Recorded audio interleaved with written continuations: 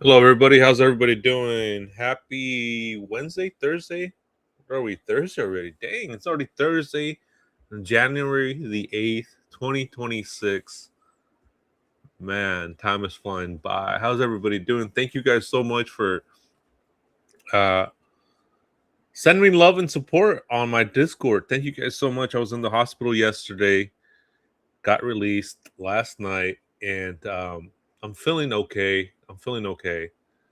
I got to do a follow up and yeah, I'm feeling okay, but I really appreciate you guys on the Discord sending me thoughts and prayers and just good moral support, and I really appreciate it. We were I mean I was laughing so freaking hard with the pictures that we you guys were sending. I mean, it was funny.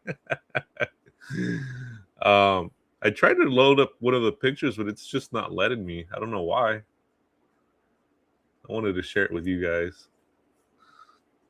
Let me see if it comes up. Oh, there it is. There it is. This one had me cracking up. Oh man, hopefully it loads. I was having trouble loading it. I don't know if you guys can see that. Yeah, you guys were sending me the nurses one. Whitney was sending it. Flojo and Della Dank. Yeah, see, I'm having trouble loading it up. Oh, that sucks. So that was funny. Um, so just a little quick can you guys see the picture? It's not loading. I don't know what's going on. That's weird. So just a little quick housekeeping. Probably won't get too many people here today, but that's okay because we're gonna do some recaps. And this has been out a little bit, a couple days now. So again, I wasn't able to do a live yesterday, and so I'm just trying to catch up now. And hey, Fonzie, hey, Flojoy, hey, Native Girl, hey, Felicia, how you doing? Dank, Whitney, let's see, Native Girl, right on. Felicia, Tammy, good to see you guys. Good to see you guys. Let's see. And I think what is messing me up too is this restream logo. I think people think it's like a restream and it's not live or something. I don't know. I think that's throwing people off too. But I've been trying to move over to another streaming service, and I don't want to pay for this yet. And this is the free trial, so it has a restream logo watermark on top, and I think that's what's throwing people off, which is pretty genius from them, to put restream on there. Let's see, where are my captions? Here we go. So yeah, just a little bit of housekeeping. Just don't mention any channels unless I bring them up. Be respectful for each other in chat and with each other. Your ideas are welcomed. They're welcomed here. You guys can throw your opinions and thoughts in here, and that's okay. You know what I mean? We discuss the ideas. We don't personal attack each other. And with that being said, too, I need to remind you guys for my Discord. It's a paid membership. It's one of the perks that we have, and if you're in there, no matter who it is, I don't care who it is, okay? If you're in there and you're being disruptive, you're gonna stick out like a sore thumb because everybody in there is cool, respectful, chill, and they're there for the right reasons. For Justice for Celeste Rivas, we share information, we go back and forth. Hey, what about this? We do our deep dives in there because we're sharks. Hey, Miss Dizzle, how you doing? And so and so if it and so if you're being disruptive, if you're being disrespectful, if you're causing waves, you're gonna stick out. Yeah, we're all positive. Yes. And so if you're not that, that Discord in my channel is not going to be for you. These cases are already heavy. They're heavy as they are, and to add stress to the channel, to the Discord, it's not going to go well. Okay, so I don't care who it is, who you are, I'll get rid of you. Okay, I will. And so, um, and again, everybody's been cool, everybody's been chill, everybody's been respectful, and we laugh and we joke. That's what we do too. And it's a paid members Discord only. Okay, so everybody that's in there is a paid member. And again, if you are not that type of person who knows how to socialize, knows how to be in a setting, you're gonna stick out like a sore thumb, and I'll get rid of you. It's simple as that. But if you want to be cool, or if you're having a bad day, that's fine too. I give people chances, but I'm not gonna tolerate people that are disruptive, causing waves, this and that. Okay, it's just, again, I don't care who you are, I'll get rid of you. Okay, so that's another thing too. I wanted to bring that up, and I don't want to put a damper on anything, but I did need to discuss that with you guys. All right, for our paid members only Discord. So thank you guys for being supportive of my channel. Thank you guys for being helpful. And I have to say those things because it just keeps, we have to keep on going, we have to keep on trucking, we have to keep on grinding for justice for Celeste. That's number one, and anything else is just noise. So thank you guys, for your help and support for my channel, so I can go to hiking boots on the ground, as I like to call it, hiking boots on the ground. And since day one, you guys have been a huge support, moral, resourceful, and just having my back. So I really appreciate that. And it enables me to go to hiking boots on the ground, replicate pictures, replicate, just images that we have seen in from David's camera roll. It helps me go to the memorial, go and clean it up, go get flowers. I mean, recently I went to the cemetery of Celeste Rivas, and it was beautiful out there. And we took flowers from the Shark family, from everybody, members, subscribers, lurkers, everybody that's in the chat right now, everybody that's lurking, everybody that's seen my videos. I went out there with the help, love, and support from you guys. So that's what I do, and everything else is just secondary. And there's a time and place to joke, and there's a time and place to be serious. And you have to navigate that through this channel and my Discord. Use your best judgment, which you guys have. So thank you guys so much. I really appreciate that. So without further ado, I'm sorry, for bringing that up, but I had to bring that up. So I do want to go over this this law and crime sidebar with Jesse Weber, and a lot of the information. I'm just trying to catch up. So if you guys have seen this, these aren't really new updates. These have been out for a few days now. So, but I haven't seen them because I was in the hospital. And again, thank you guys so much for your support, moral support in the hospital. So I do want to play this, and then so that way we can get going. So thank you guys. Hey, Goal, how you doing? Good to hear. Good to see you. So let me play this one, the law and crime one. I can tell you, I've luminoled the house. I've done other testing at the house, and there's nothing there that I would say it looks like this is a crime scene, a violent crime scene. But I can tell you, I have seen that document. It is legit, and it did say murder. As David is constantly in the news, especially now that it's being reported that he may likely be indicted in connection with the death of a teenage girl apparently found in the trunk of a car registered in his name, we are bringing back somebody who's been looking into this case for quite some time. Somebody who has been on the ground in LA. Someone who has been making news regarding his findings. We're talking about private investigator Steve Fisher. Not only will Steve tell us what he has learned since the last time we spoke to him, but he may have now found the last known photo of this deceased girl, Celeste Rivas Hernandez. Welcome to Sidebar, presented by Law and Crime. I'm Jesse Weber. Okay, before we get into this, it is 20% off. Hope you're currently staying at in the Hollywood Hills. This property that was reportedly near where the Tesla was found with 14-year-old Celeste Rivas Hernandez's body inside. That car was allegedly registered to David, who, by the way, has not been arrested. He has not been charged at the time of this recording. He's not been officially implicated. But as we last reported, there is apparently a grand jury that has been hearing evidence out in LA, and according to TMZ, now it is being reported that David will likely face murder charges, that this grand jury may be handing down an indictment, despite previous reporting that the alleged grand jury hearing the evidence was a different kind of grand jury, one that can't formally charge.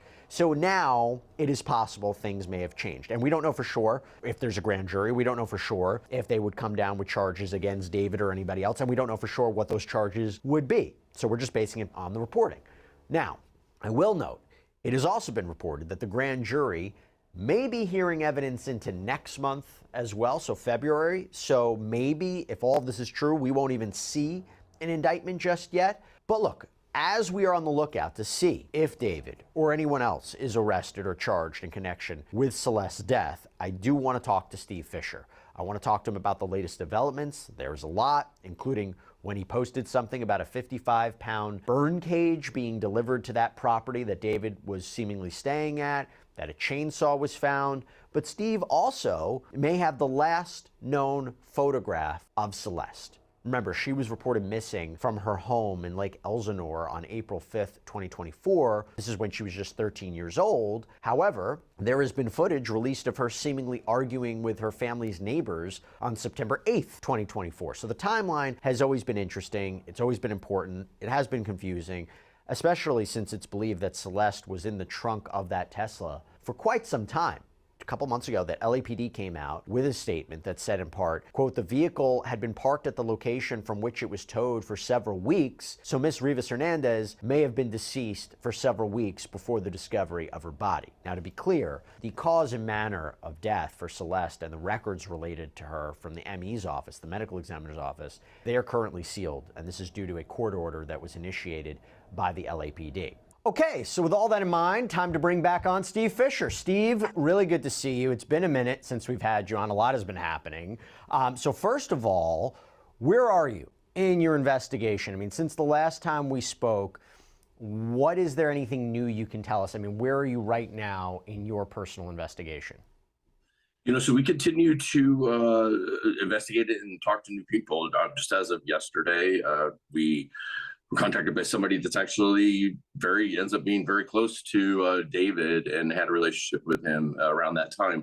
You know, so we're continuing to get new information, to learn more about, you know, those events and who was around at that time and who was living at the house and not living at the house. So it continues. You know, more people keep popping up that weren't even on our radar. And just to be clear, whatever information you're gathering, is that something that you're sharing with law enforcement, with the DA's office? Is there anything you can tell us about what information you're sharing with them as we're trying to understand what's happening behind closed doors?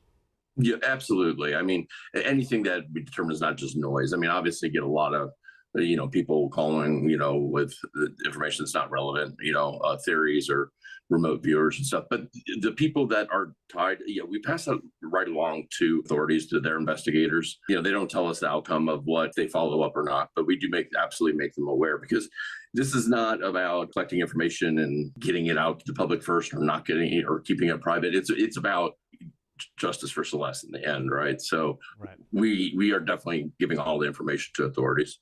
Do you have any further insight into where David is right now? I don't. You know, I could just speculate. I know that not long after they canceled the tour and this whole thing came crashing down, I believe he was in the LA area, because when he transferred those homes in Texas into a trust, those were notarized by an LA notary. So at the time, it appears he was in LA, but whether he's in Texas or LA or who knows where, I would think that LAPD probably has a good idea, but I don't have any idea. And I'm shocked. One of the biggest things in this whole case, I'm just amazed that he's kept such a low profile and had that restraint to not make any public statements or lash out online. Yeah, I haven't heard anything from him. I haven't heard anything from his reported attorney, Blair Burke, Yep. regarding any of this. Before I get into this photo of Celeste, which I think is really important, Yeah, it definitely is. Number one, justice for Celeste Rivas. Absolutely. Um, and I think it's coming. And it's just, there's no way anybody could get away with something like this. There's just no way. Not in this lifetime and not in the next lifetime. Hey, everybody that just walked in, Bean Baby, Golf, Amber. I think I saw somebody else. Robin, too. Hey, how you doing, Robin? Let me continue. So we're just catching up on what has come out in the past few days. when you hear TMZ reporting that a grand jury has been assembled and they're now saying that it is likely that he could be charged with murder, based on your investigation, would you say that doesn't seem likely? Or do you say, and I know you might be limited in what you can reveal to us, but when you hear something like that, do you say they seem far off? They might be on the right track. I can't talk about it, because that was a very big headline. Sure. So as far as murder goes itself, as a homicide, right? I do think it's likely, and here's why. It has nothing to do with if there may be grand juries or not. When that rumor first broke, which I believe was from the LA Times, it was from a document that was filed to seal the medical examiner's records that was filed in the LA courts. There was a short window of time that filing itself was released by the clerk's office. And I'll tell you, I've seen the original document, and in the motion, it uses the word murder. So, and that was a public document at the time. Now I know it's been sealed, but it didn't say homicide investigation. It actually said murder. So just based off that, not anything I have found. I can tell you, I've luminoled the house. I've done other testing at the house, and there's nothing there that I would say it looks like this is a crime scene. That's interesting that he said that he luminoled the house, and it doesn't seem like it's a crime scene. Oh, so that was pretty interesting, because as we know, blood stays with luminol. You can still see it. I'm not sure how long it would be on there for, but I know that blood, if you even try to clean it up, even with bleach, it's still there. Hey, Isha, good to see you. Murder. Crime scene, but I can tell you, I have seen that document. It is legit, and it did say murder. Yeah, so just assuming that for a moment, right? What changed? The LAPD came out at one point, I think it was like 2 months ago, and said there might not be anything beyond concealment of a body. Any idea what may have changed to suggest that Celeste was killed? The only thing I think about this a lot too. The only thing I can think of is that somebody flipped it, because if they had all of a sudden run across some sort of biological evidence or some crime scene, I think the charges would have dropped pretty quick. But you're right. They went from, hey, there might not be any culpability beyond concealment of a body, which is a misdemeanor, to all of a sudden, not just homicide, but murder. And so something changed there. And I think they would have already charged if they had a murder weapon or a scene or whatever. So I think it's got to be based on somebody's cooperating, somebody cut a deal. And not just the findings from the ME's office, which we don't know what they are. Yeah, we don't know what they are because they sealed those. I do think that I know most people speculate that it's undetermined. I personally, and I don't have any inside information on this, I do believe that they were able to make a determination. I know her remains were in very bad shape, but if you go back to the death certificate said that, she wasn't pregnant. Well, that means they were able to get that hormone test, or they were able to inspect the internal organs enough to determine that. So the fact that they were able to get that means I think they were able to get a good toxicology test. So I do think that they probably made a determination. And once they made that determination is when LAPD went in and got those petition to get that sealed on the. And that's very interesting that he says that. And because I'm going to bring up an article. Yeah, it's 804, not 408. If the second house. Yeah, it gets confusing, huh? Doesn't it?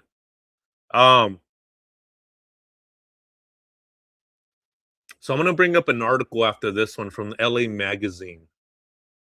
But yeah, 804. Yeah, the second home. Yep. You're asking if it happened there. Maybe because maybe mm, the thing is the lease ended I think in February of 2024. No, let me look that up. I don't want to just guess. Let me see when the lease was ended on that second home. 21st, I think. But it's interesting that he says it about the ME. Again, I'm gonna bring up a article from the LA Magazine that says some like a different perspective on the ME office. It was. Yeah. So again, just trying to understand what that change might have been. Okay. So I'll go back to that in a second. I have to talk about this new photo of Celeste that you apparently found. So talk to us about what this photo is, where you discovered it, and when was it taken? Do you know? Yeah, so it was taken January 2nd of 2025. It was on a SD card, a memory card that goes into a camera that was after they moved out of the house that was left behind. And it had, I think, about 1,100 photos on it. Various things, only a handful that included Celeste. And this was the last that we had previously released one that was, I think, on the 30th of December of her downtown. Presumably he took the picture. This is a photo of the Baldwin Hills Scenic Overlook, which is kind of a hiking area in Culver City, kind of in the heart of Los Angeles. And it's about 5:05 p.m., January 2nd. And it's a profile photo of her. To me, it's just very sad. She looks lost. She looks. So I've been here, again, as well as other locations, pictures from David's camera roll, and it's very high trafficked area here, very high trafficked area, and a lot of people in my chat were saying that it looks like she's on the phone. I do believe that because she has that finger up like that, and I know I've done that when I have my phone up to my ear. So I do believe, like you guys, that she is on the phone here. Who could that be? Her parents, friends, who knows, right? But she looks like, yeah, she looks like she's in deep thought, Robin. Absolutely. Like she's just listening to maybe a higher figure. Hey Rosie, good to see you. Welcome. Like somebody that's like maybe a parent figure, maybe, you know what I mean? Like, hey, listen, and she's just there like listening. So I don't know if it's hey David, it's good to see you. It went good. Thank you for asking. I appreciate that. So I'm feeling okay. I gotta do some follow-ups, but I really appreciate you guys. Seriously, the Shark family is amazing, and I know you guys' heart is in the right place. So I mean, just 1,000 thank you to the Shark family. Just asking really makes me feel good inside. I really appreciate that. So I do believe, like you guys believe, that she is on the phone here. Maybe with her parents, maybe with a friend, maybe with a best friend. I don't know.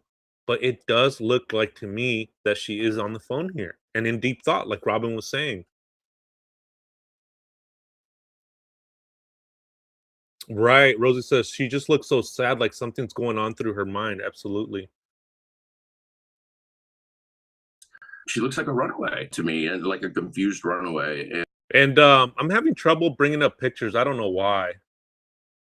I don't know why I'm having trouble bringing up pictures. Can you guys see the picture right there? Are you guys able to see anything? Let me see. Let me check on my phone. I've never had that issue before. So let me check and see, make sure that I have those pictures are coming up. Nope. Yeah, that's weird. No, huh? You guys can't see a picture. That's so weird.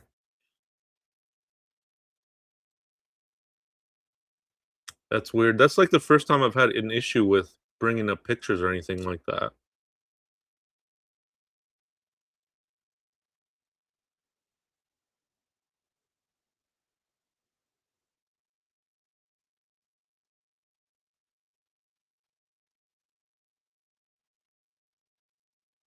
And I don't know, it just breaks my heart to look at that picture. But I do think it's important for the public to see it too, that she was alive and she's a real person, and we're talking about somebody that really deserves justice. 100%. Do you know who took the photo? I assume it's by David simply because it's his camera, and then there's pictures later that evening where he's taking them into a mirror and you can see that he's holding the camera and whatnot. So I assume it's him, but then I will say that there's a couple pictures immediately after that one of her on the camera of him. So I think that they were together, and just like they were on the 30th in downtown, I think they had these little excursions and took a lot of photos in hiking type of situations or out in the kind of foresty area. So how does that factor into the timeline about what might have happened to her? I mean, maybe it does, maybe it doesn't, because, originally we reported. Yeah, and the timeline, whoa, my voice. And the timeline it's kind of in three places right now. There's like the January theory that she was unalive. There's a mid-spring theory that's when she was unalive, and then there's another theory, which I believe it might be closer to when the car was moved, maybe in August. I'm sorry, in July, June, July. So like in July, maybe around July, it's when that's another theory too. But I mean, anything right now is possible. But those three theories are out right now, and it's going to be interesting to see what the timeline is. And I do believe law enforcement has a lot more information than what we see on the surface. Everything we see right now is on the surface, and what LAPD robbery and homicide has. I mean, I feel personally that it's going to blow our minds because I've seen that time and time again with cases. Always, they always withhold information for good cause, obviously, because they don't want to compromise the integrity of the investigation. And then they bring out the murder weapon. They bring out the timeline. They bring out other known factors like a second suspect, a third suspect. They bring out phone records, digital records, Tesla records. I mean, all this stuff. I feel when it does come out, we're gonna get mind blown. And when she was unalived, it's just an unknown right now, and it's really like it's like a thorn on the side of my leg or something, on the side of me, because it's like if she was unalive when SF Investigates found that picture, and that's the thing too, is that that's the last known photo he has. We don't know what law enforcement has, and I keep saying that because I see that all over the internet that that's the last proof of life, that uh the picture. But that's not necessarily true because that's what we see. That's what SF Investigates has come out with. So you guys have to take that with a grain of salt because I mean, but still she could have been like that could have been her last known photo alive. Something could have happened right after that.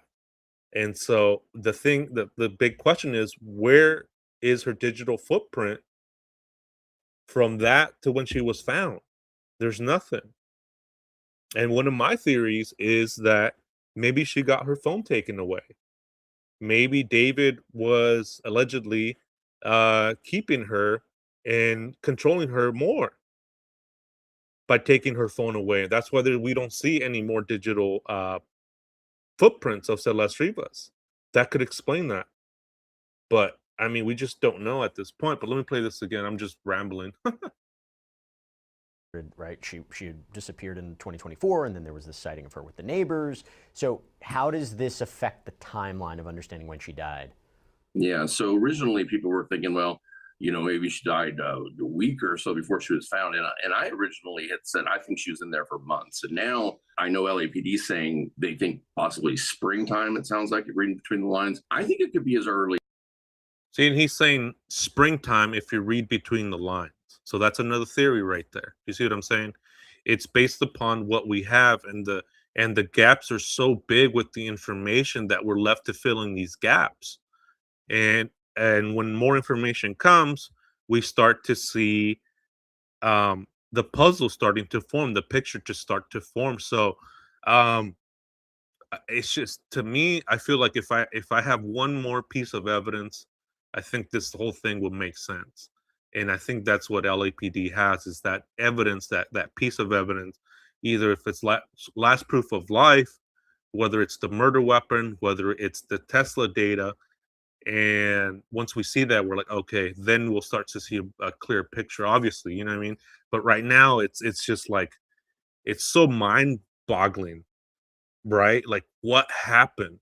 And we all are just like, what is going on in this case? Is January, and I'm not saying that day on January 2nd, but a couple things happened on the timeline there. So we got January 2nd, the photos of her stop, and his behavior taking photos and whatnot kind of drastically changes around that time too. But then also the Tesla, the black Tesla that she's in, stops really being used and showing up. It used to show up in a lot of Instagram reels and photos and whatnot. And then it's being parked in different areas around the neighborhood. And not too long ago, I spoke with an estate manager from a house in the area, and they told me that they were talking about this smell. And this is the first I had heard from them. And she's like, we had a dog, one of the dogs died, and they buried it in the backyard. And it's a very large, backyard, but the Tesla would park in the area. And they said anytime we get over about 70 degrees or so, the backyard would get this horrible smell. And they thought that they had not buried the dog deep enough. And they were getting ready to unearth this dog and rebury it, but then the Tesla disappeared. And when I asked when this dog died, it was in February. And she said it was a very distinct, death smell. Now, once the Tesla disappeared in June, it got moved up to Bluebird, all of a sudden the smell went away. So I do think, So that is pretty interesting, that when the Tesla got towed, that's when the smell went away. And before that, they were smelling. See, that's these little details. It's where it throws me off completely, because did the neighbors only suspect that that's what it was after the fact? After we see that there's a body there, and it's like, yeah, I remember there was a distinct smell. Or is it that they did smell it before, but it was just that dog, right? And and coincidentally enough, that's where he parked it. But that whole smell thing is just really throwing me off.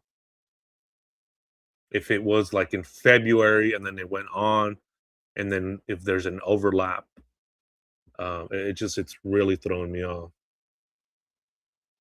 January, then that happening in February. I do think, January to March is probably a sweet spot where something could have happened. And also, they leased a new Tesla on February 1st. Oh, that's interesting too. I didn't know that. What?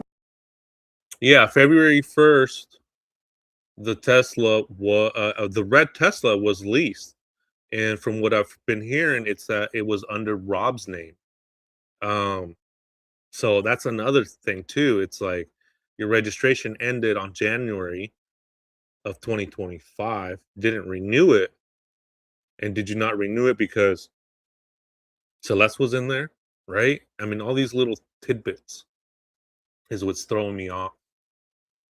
Well, yeah. If you can expand. When the search warrant was served, we all of a sudden saw on the news there was a red Tesla being pulled out of the garage, and ran the DMV on it, and it comes back to Rob Morgenrath's manager, and it was leased on February 1st. So Right. Up until now, Flojo, we've all believed that it was under Josh Marshall's name. And now, up until now, um, it's Rob's. So that's the thing, man. I mean, it's like, who's putting that information out? Could it be and that takes me down another deep end. It's like, is David's team behind a lot of this misinformation that's been going out on the Reddit social medias? Gold says, yes, Mark, it's always been of interest to me as well. In my mind, I would think more people in that area would notice and complain about a foul smell. And Robin, I'm sorry about that. I'm sorry for your loss. That's heartbreaking. Wow. David is guilty said, I've learned a lot about Asia from looking at her social media, but 90% of it is irrelevant to the case. So I'll be reading comments here and there, guys, just because I do really want to catch up on these videos. But keep you guys' comments coming. You guys are always coming in hot with some really good good comments. I really appreciate that. And thank you guys for sending all these videos to me on my Discord. Appreciate that too. So all of a sudden, January, the Tesla stops being used for some reason. February, there's a new Tesla. This horrible smell starts originating after February. So you got to wonder. Right, and by the way, I should also let everybody know, if you haven't been following our coverage, Morgan Roth allegedly testified in front of this grand jury as well, and allegedly said something in the hall. Yeah, and the thing with the black Tesla too, I have a source, a really good source, okay, that I can confirm with 100% guarantee that Tesla was never reported stolen, and it never was reported vandalism. As we've seen, it had a dent in the back, and then to the right of the Tesla, to the left of the Tesla, I'm sorry, like the fender was all messed up. That wasn't reported. Hey Adele, good to see you.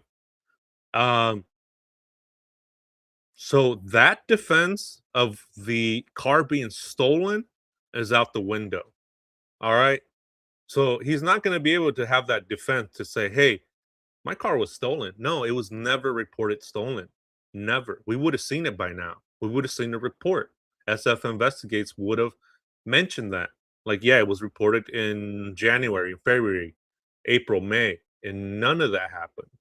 And so that's very interesting because that excuse or alibi is out the window. Same with the vandalism.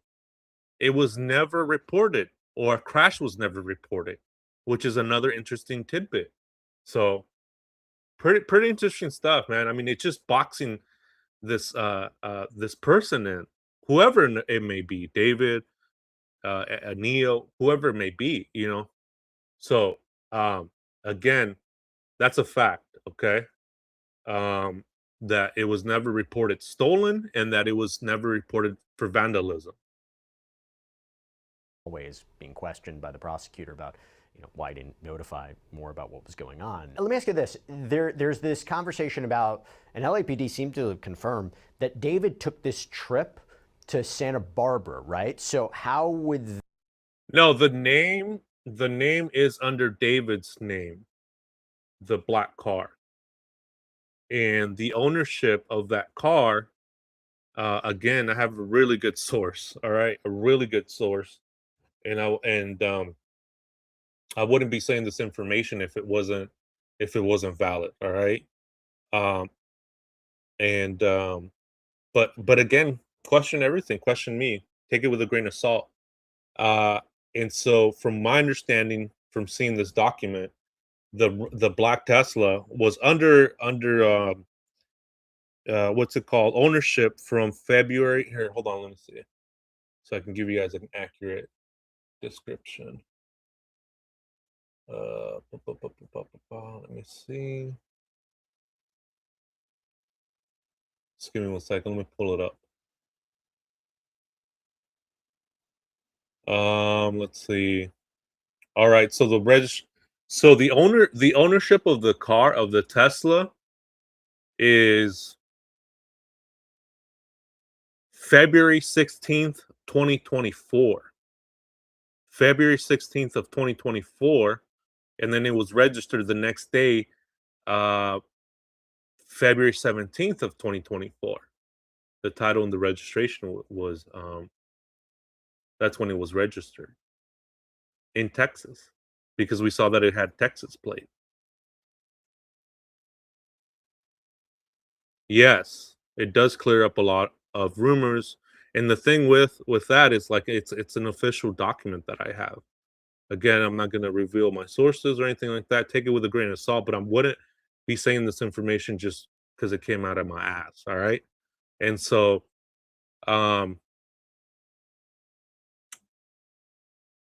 let's see. And again, it was never reported stolen, and no accidents, no theft, no accident reports. Um,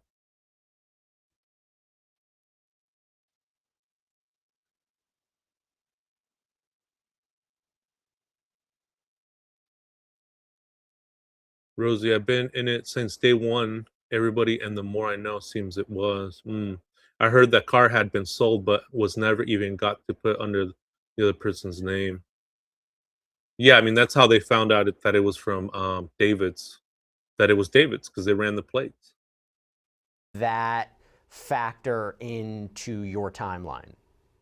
I can't figure out what the purpose of that trip would be, to be honest with you. I don't know if they went there to do something to her or to started deceased and put her in some other form. Why bring her back again?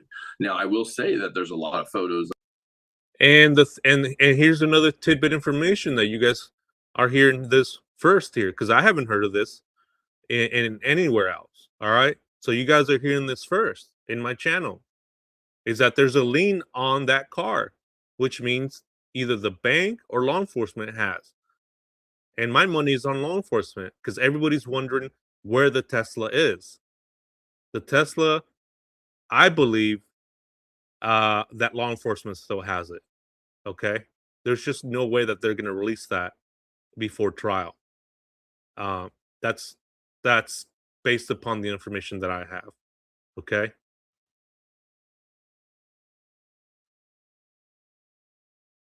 On this camera in the national forest, but not in Santa Barbara, not terribly far from there, within 75 miles or so. But I don't know. The Santa Barbara thing is really confusing me. There seemed to be this total confusion of what to do with her, I guess, if they're making trips and then chickening out. And this is what baffles me of why there hasn't been an arrest yet. Because if they're that sloppy, they leave this girl in a Tesla in a neighborhood, they can't figure out how to get rid of her, then how do they not have the evidence yet to be able to drop some charges? Because it's like, it's so sloppy. It seems like there's got to be a ton of other evidence, because I know there's video stuff out there. Well, you went public and mentioned the idea of this 55-pound burn cage being delivered to that property that David was apparently staying at, that there was a chainsaw that was recovered. Now, to be clear, and correct me if I'm wrong, right, no evidence that those were used, but you would seem to suggest, hey, this goes to state of mind, this goes to planning, right? So you're talking about, one theory would be there was an effort to potentially dispose of her body and maybe the car was towed before it could actually be used, right? I mean, that made news in the past few weeks.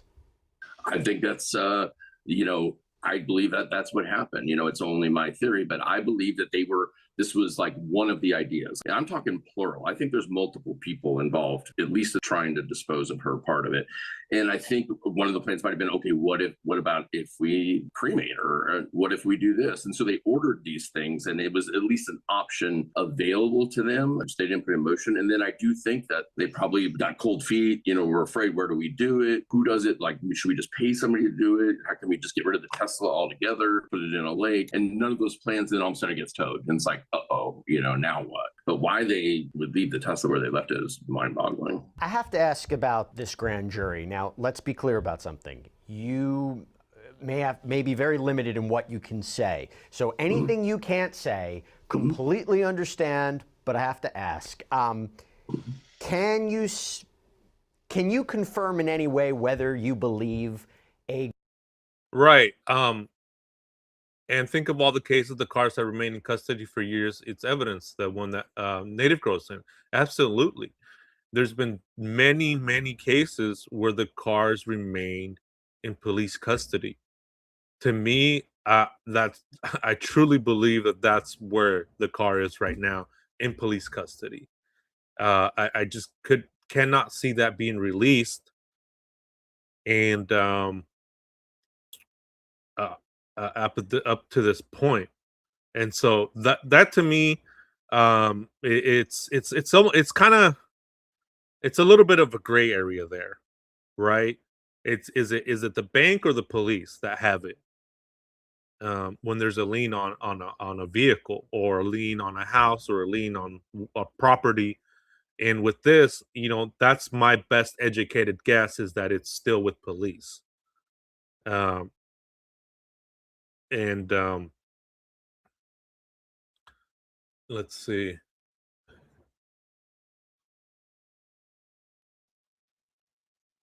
But the bank could have it too. But to me, it makes more sense that police still have it, based upon what I have, based upon um, what I've seen with other cases where the cars stay in impound for years. Grand jury, and maybe more specifically, a grand jury that can return an indictment, is being impaneled right now and is hearing evidence? That part, I did release some things on Twitter because I got a handwritten notice to appear for a notice or for order to show cause on a contempt charge. And I put in that tweet that I had in the past appeared a couple times from a grand jury. I'm not saying it's a grand jury for this case or whatever case, but I was given this handwritten notice to show up. I was given it on a Friday and told to show up on a Tuesday. And I wasn't told what the charge, like I wasn't the exact, what I was being accused of. So how could I hire representation? How could I defend myself? And I also said, listen, I flew in for this, I'll just say a meeting, right? And where I was given this piece of paper, I flew in from Georgia where I was on a search and rescue mission, and they knew I was flying out that evening. And I said, I can't, Tuesday, and you were not even telling me what it's about. And there was no public docket about it. There was nothing. It was all very secretive, and it really worried me. And that's why I came out with it publicly, because I felt like people needed to know. It's the only protection I had, about this secret hearing going on. And I didn't show up for it. I still don't know to this day what happened in that hearing. I know that a hearing did apparently take place. I was told by somebody that was at the courthouse, but I don't know if there's a warrant for me. I have no idea. So you can't say at this point in time whether you've been held in contempt of court and for what reason, right? That you can't say. It's not even that I can't say. I don't know, because if I call the courthouse, there's no case number. I can't even check anything. Yeah. So it's they're very well. A hearing did take place. So I'll just be honest. There was a reporter after I tweeted that. There was a reporter that showed up for the hearing that wanted to know what was going on, and they pushed it from the morning to the afternoon docket, and it was after the docketed cases, and then they were told to leave the courtroom. And so I don't know, and I can't call and find out because I don't have a case number, so I have no idea. Also can't confirm this, but this is based on TMZ's reporting. They're saying that if there's a grand jury, that it's being spearheaded by career homicide prosecutor Beth Silverman. Now, for people who don't know, is she a big deal out in LA? I mean, what should we know about her as far as you know? She is a big deal. She's the one who prosecutes most of the death penalty cases, the high profile cases, and she is fierce and aggressive. And so it's the exact type of prosecutor you want to have in a case like this. It's also a really scary person to have in a situation like mine, where there's a potential secret contempt hearing going on, and that person may be spearheading as well. So this is what worries me, and that's why I want the press and everybody to know about it, because I don't think it should happen that way. But as far as David goes, if indeed he's indicted and she is the prosecutor on it, she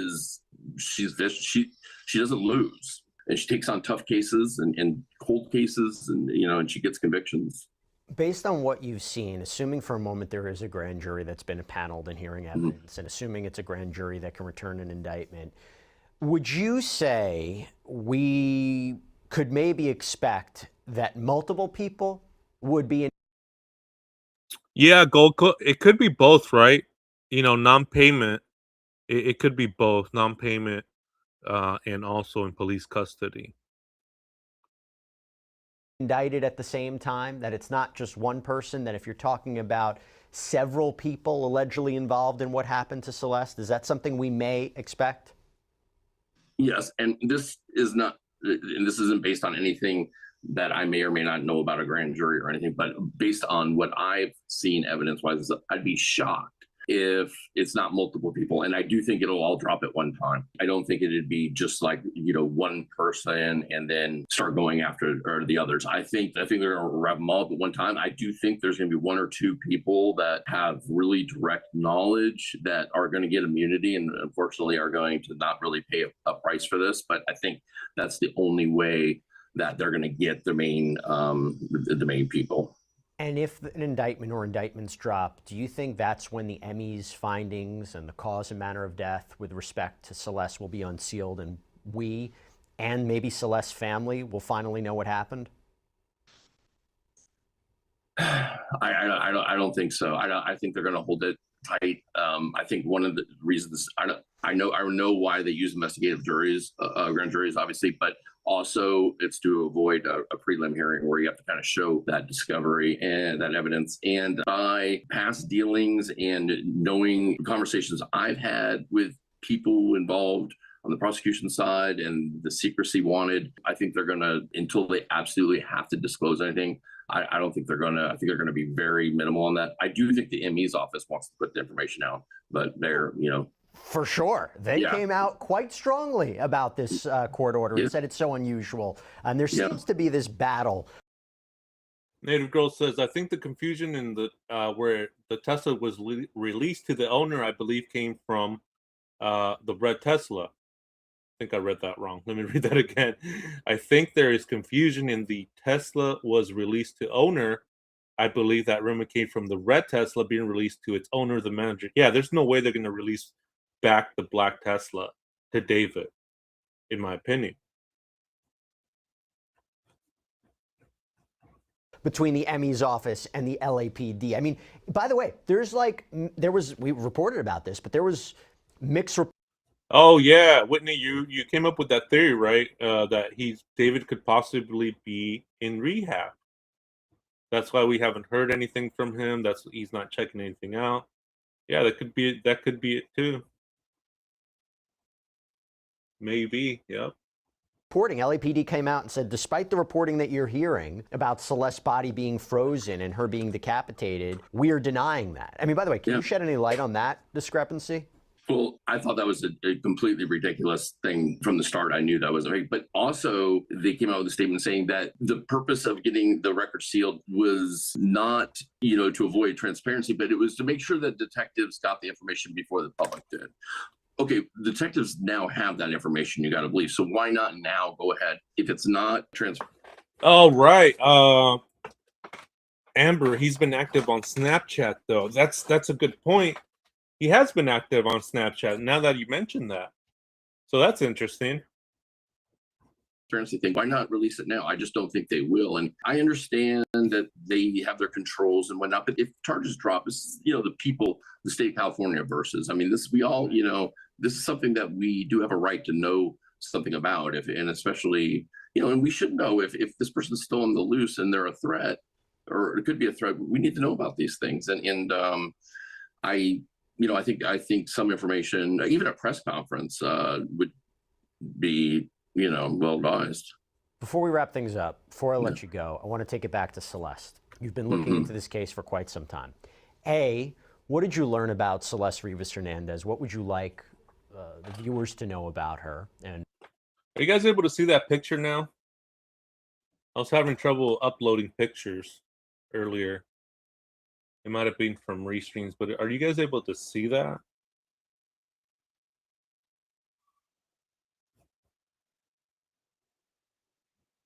Yes? Okay, thank you, Amber. Appreciate that.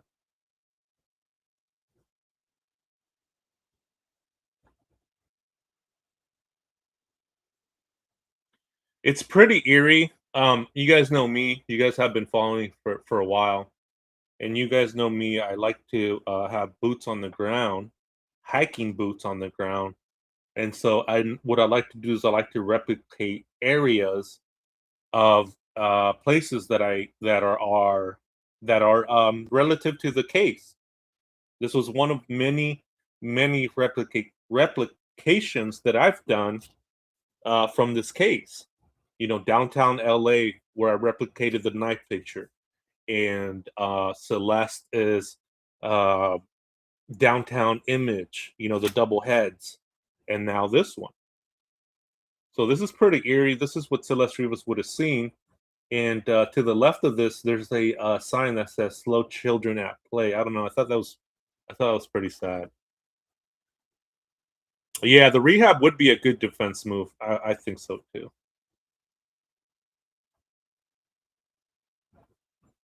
So the last public known area that we have now, picture of Celeste Rivas, is updated now to January 2nd of 2025, which is this area right here in where is it? Freaking let's see. Give me 1 second. see.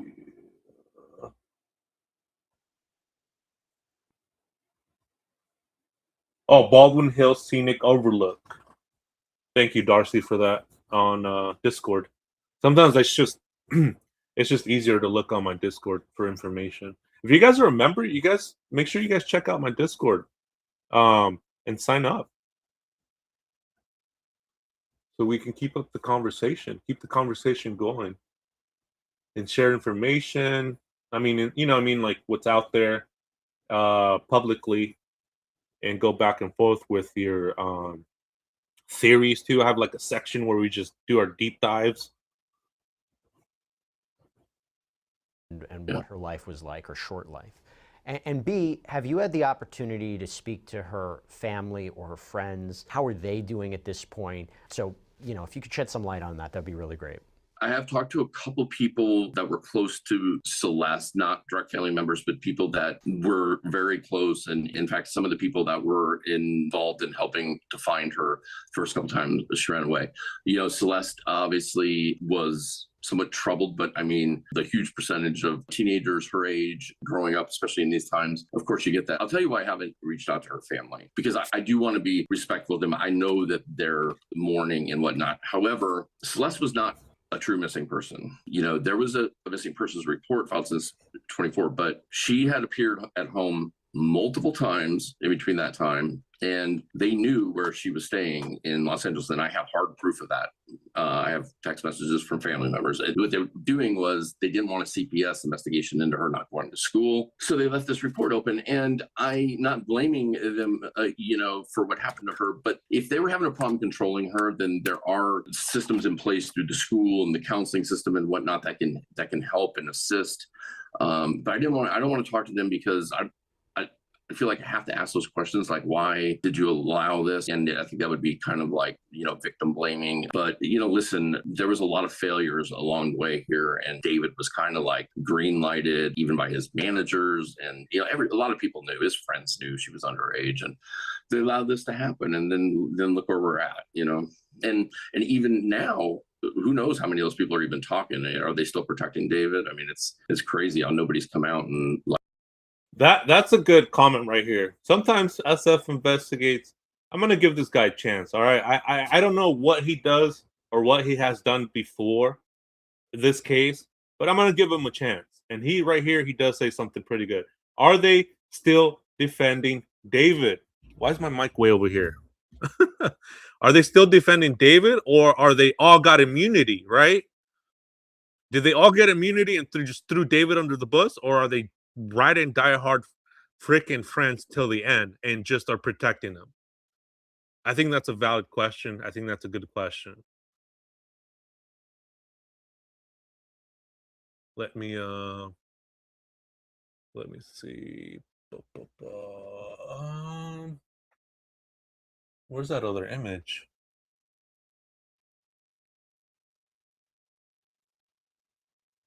Like this one? Oh yeah, there you go.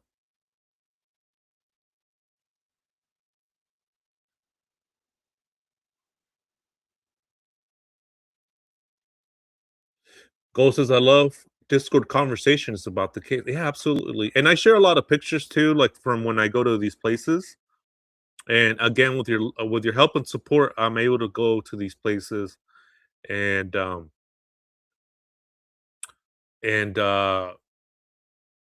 yeah, I mean it's been an amazing journey, and we're gonna see this through. And then sometimes there's no new information, but we'll still keep on going. We'll still keep on going. But this would be her last known photo publicly that has come out from SF Investigates. I could see Native Girl says I could see that happening, Whitney, and they could have allotted social media time if he is being occasionally on a platform. Whitney says, yeah, those systems in place to help the kids aren't really helping the kids. They're helping the adults make it so where they are not liable. But I've yet to see one kid benefit. And it was raining the day that I went to here to the thanks again, Darcy, for posting that on my Discord, the area. sometimes I have just so much on my mind. When you guys put the information on there, I really appreciate that. She puts it in there. She's like, "Hey, have you guys seen this location?" Um, and I was like, "No, yeah, we have, but I still appreciate that you guys put locations on there. You guys put your thoughts, your opinions, your speculations. We have a channel for that where it's like speculations, conspiracies, rumors, opinions. So that's where we go deep. You know what I mean? That's where just we go super deep. So thank you, Darcy, for posting that. Thank you, everybody that's been posting on my Discord for information. Again, I really appreciate that. Whitney says, exactly, nobody wants to see their kid in the foster care system and possibly get abused. Gold says, good question, Mark. Maybe protecting him is protecting themselves. Look at that. Especially for those who knew Celeste was underage. I never lose sight of the fact that she was a child, not an adult. Amber says, I disagree with some of the opinions where you can get services and help for your kids if they're having trouble. It's great. Not only do they help the parents, but also help the kids understand feelings, says Amber. Let me play this again. Like, told the story yet. D. Fisher, thanks so much for taking the time. Really appreciate it. Yours truly, Steve Fisher. Steve Fisher. Man, that was actually pretty good. Sometimes you'll read the comments and it's like, oh, no new news, no new news. But there's a lot of stuff that comes out if you pay attention to it.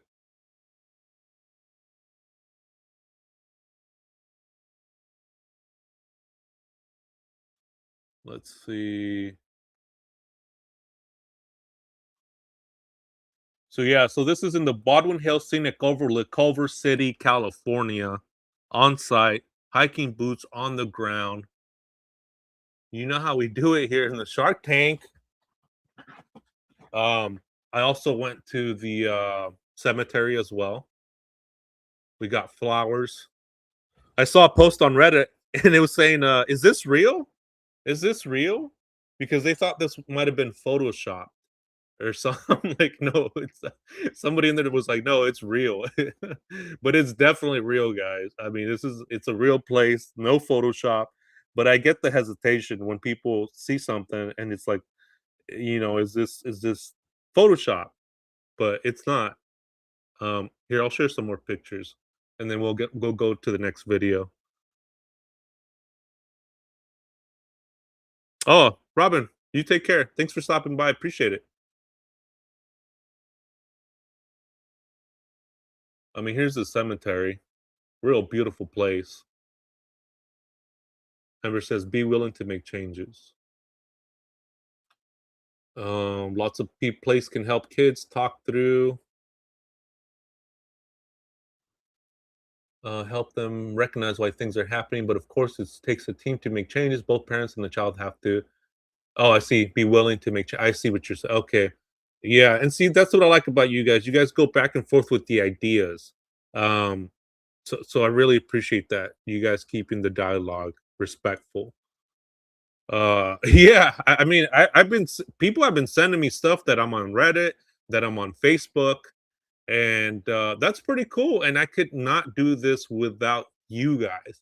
You guys are the stars. I'm just the robot. I go where justice leads me to. And man, it's just, I don't know, just seeing this case unfold and seeing the Reddit, big shout out to Reddit, man.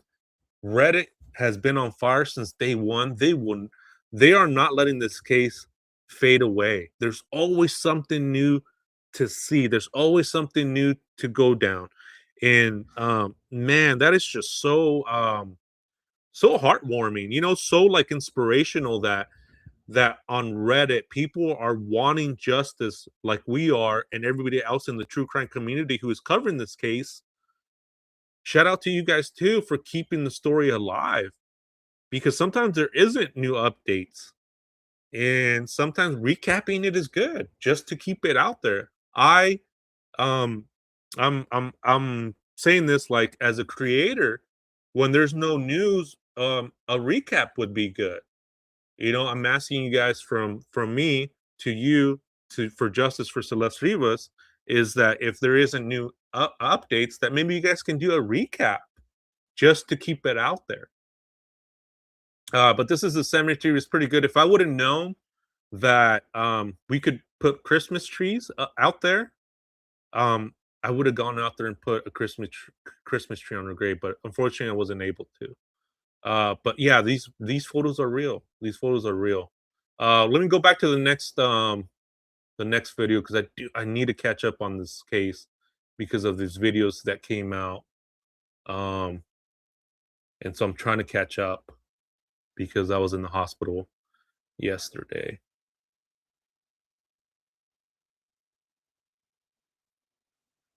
Whoops. Thank you. Whoopsies. Wrong one. That was funny. Whoopsies. I'm ready. Hey, Marissa, how you doing?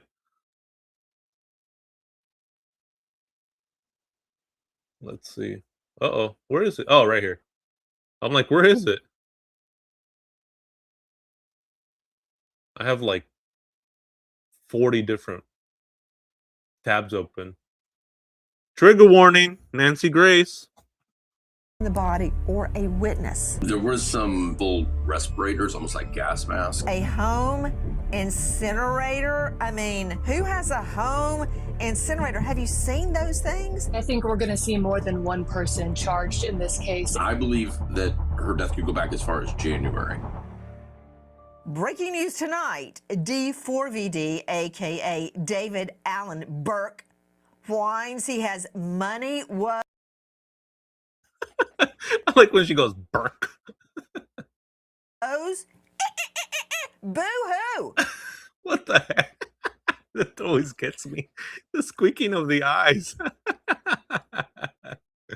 This is a grand jury homicide indictment looms. Timing. A home incinerator found still in the box at D4VD's home. Was it purchased at the time of Celeste's death? Good evening. I'm Nancy Grace. This is Crime Stories. I want to thank you for being with us. David is finally being considered as a suspect in the death teen girl Celeste found decomposing in his vehicle. Was she dismembered? Was she frozen? Was she decapitated? What was going on in that household up to this homicide? In the last hours, we learned that LAPD is focusing in on the time a home incinerator was purchased. Straight out to Professor of Forensics, Jacksonville State University, author of Blood Beneath My Feet on Amazon, and star of a hit podcast, Body Bags with Joe Scott Morgan. Joe Scott, thank you for being with us tonight. Thank you. A home incinerator? I mean, who has a home incinerator? Have you seen those things? They're huge. They're huge. Why do you need a home incinerator? Yeah, the fact that there is a burn cage that's even being alluded to here, Nancy, is quite fascinating. And here's why. A burn cage can burn up to 1,600 degrees Fahrenheit. Nancy, that's in the same neighborhood as an actual crematory, all right? With a crematory, which works on natural gas, it has to be sustained for about 2 to 3 hours. It can render down an entire human remain. All right. If that's the goal here with this thing, there are actually cases out there where burn cages have in fact been used to render down human remains. I'm not saying that that's what's involved here, but the fact that there is one in close proximity to where she was found is certainly, from an investigative standpoint, very compelling. Joining us now, the man who actually first sees the home incinerator in the mansion of David Burke, D4VD. Joining me right now is a now renowned private investigator, Steve Fisher. Steve, I know that you were hired by the owner of the D4VD mansion. I saw a comment. I saw a comment in the YouTube comment section. It said, "Why does SF Investigates always looks cold?" I was like, why does he always look cold? Oh man. to find out what the hay was going on inside the mansion after Celeste's body is found. Where did you see a home incinerator? The home incinerator was actually inside the house. It wasn't even in the garage, and it was still packaged. But it's a 55-pound, device, and which serves no purpose at that house. And so it immediately raised, huge alarm bells with us. And it, especially considering she was found in the Tesla, and you got to wonder what the plans were ultimately to maybe get rid of her permanently. I got a question for you, Steve Fisher. You state that the home incinerator was still packaged. Did you take photos of it? Yes, absolutely. Do you know what kind of incinerator it is, the name brand? Yeah, it's made by a company called Dr. Burn, and their whole advertisement is that it burns at 1,600 degrees, and human cremations are done at 1,400 degrees. So this is meant to reduce things, including animal carcasses and whatnot. And this is something you would typically find on a farm. Well, I've got a question for you. Why are you saying it's used for animal carcasses? I'm not saying that it's not, but did you see anything on the package to inform you of that? So as soon as we found it on the outside, it clearly says Dr. Byrne, and we went right to their website, and they're advertising, and other people's using it on YouTube. It shows that's what it's for. Now, it's not just for animal carcasses; it can incinerate literally anything. But this is something that's not even legal in the Hollywood Hills because of the fire ordinances and whatnot. And then, we also found it, with a chainsaw. And so, there's just a lot of questions. And it's a horrible look, So let me understand, Steve Fisher, hired by the owner of Burke's mansion where he was renting it, you find a home incinerator. What I find very critical, two things. If you go to the, as you're calling it, Dr. Burn, it's original burn cage. There are YouTube videos about burning animal carcasses. So if I looked up home incinerator to burn carcass, that would pop up. Curious.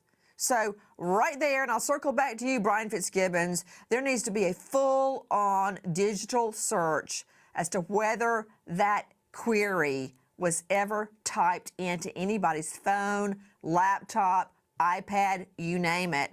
But, okay, so I know that pops up. But what I find very critical, Steve, is the date of the purchase. For instance, let me just throw this at you. You remember Brian Koberger, of course, who goes on Amazon and buys a dagger, a K-bar knife. Oh yeah, this guy, Brian Koberger, those that follow the case, buys a freaking knife online with a gift card, but they still traced it back to him.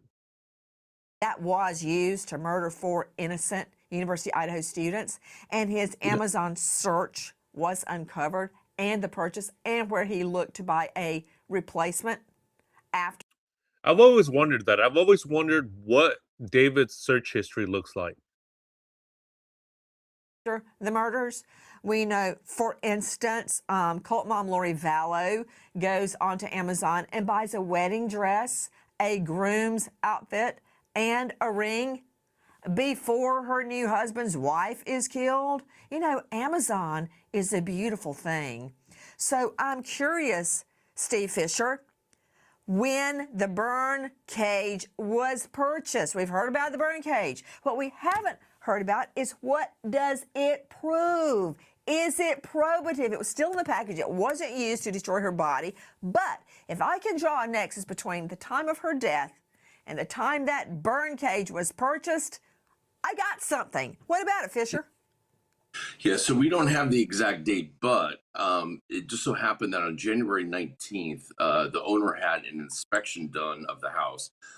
Was very thorough with photographs. At that time, we know that the burn cage was not at the house on January 19th. And so sometime between the 19th And, when the search warrant happened in September is when this arrived. And, it's also around the time that the new Tesla arrived on February 1st. So there seemed to be a lot happening at the end of January, beginning of.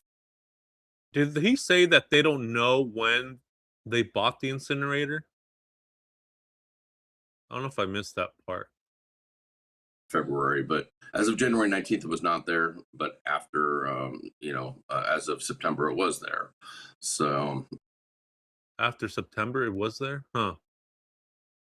It's hard to sometimes put the pieces together when SF communicates to the public. And sometimes he does good. Oh, thank you, Felicia. I appreciate that. Yeah, guys, hit the like button, subscribe, and share. We are almost at 1,000 subscribers. That's unbelievable. Would have never imagined reaching that. And we're very close to it. 1,000 subscribers. If you could help me get there, it would help me get ad revenue. And I don't know how much it would be, but anything would help out the channel. Even if I get like $1, $2, 50 cents for a video, whatnot. Twitter's $4. Some of the ads that I take off are like from the newspapers are like $1. So anything would help. So that's why I'm trying to push for those 1,000 subscribers. Thank you guys. Oh my God, it's so deep as we discuss Celeste and her deep need for intervention. Says Skull, I look at Discord messages from 2022. David says, Celeste in here? Celeste says, hi, David Bark. She's allegedly 11 years old. Yeah, the more and more I look in that, the more and more I believe that was Celeste Rivas Hernandez at 11 years old talking to David Anthony Burke, allegedly. I think they got it from a third-party seller because Google says Dr. Byrne uses UPS and FedEx for shipping, not DHL Gate. Oh, that's interesting. There was a home inspection done around January 19th, and the incinerator was not there at the time of the home inspection. Oh, that's interesting. But see, that's the thing. It goes against the January theory of if she was unalive based upon the last known public picture that we have right now from SF Investigate. And it's like we have to do mental gymnastics at that point. Where was she? Okay, well, she was frozen. Okay, then take her out. Then do that. Then get the incinerator. You know what I mean? So, I mean, just right now, anything's possible. But we'll see. We'll see. I mean, it still could be January. It still could be mid spring. It still could be closer to when the car was moved. From what they were saying in early reports, that she's been dead for weeks. It appears it was ordered between those dates. Okay, joining me, as I said, an all-star panel. Joe Scott, you've got a question for Fisher? Hey, Steve. Hold on. Joe Scott, I got to warn you about one thing, Joe Scott.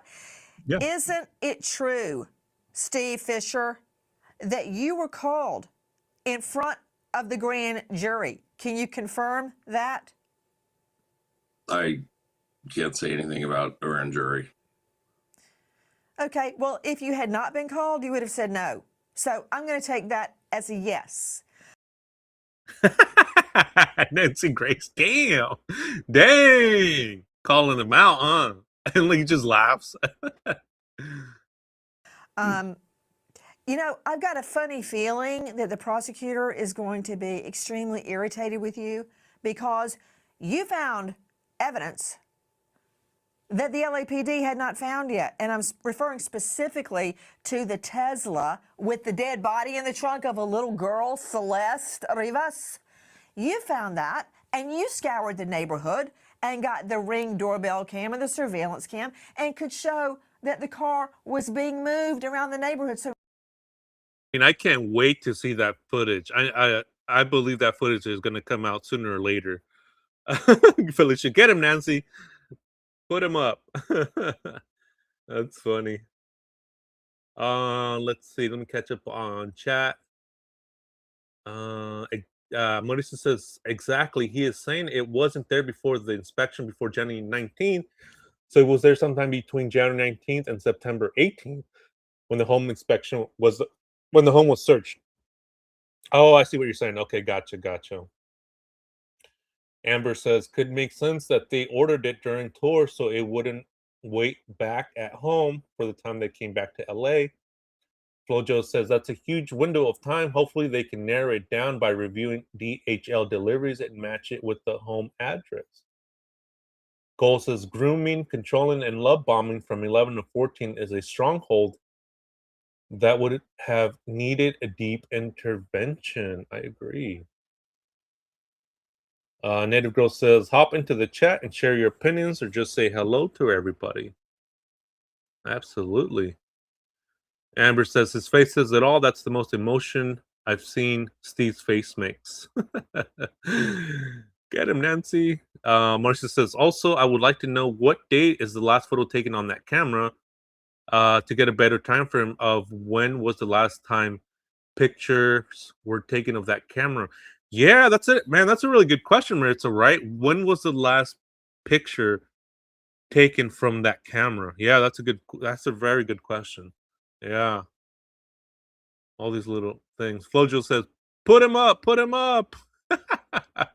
Yes, I hope they're able to narrow it down. Also, I'm sure they will be able to. I think so too, because they have the resources, they have the technology and the authority to look into that. We can't, as regular people, right? As sleuthers. Whoa, whoa. What is going on? Gold gifted 5 memberships. Thank you so much, Gold. Let's bring out the breakdancer. Where's my breakdancer? Let's hopefully. Oh, here it is. Boom. There's the breakdancer.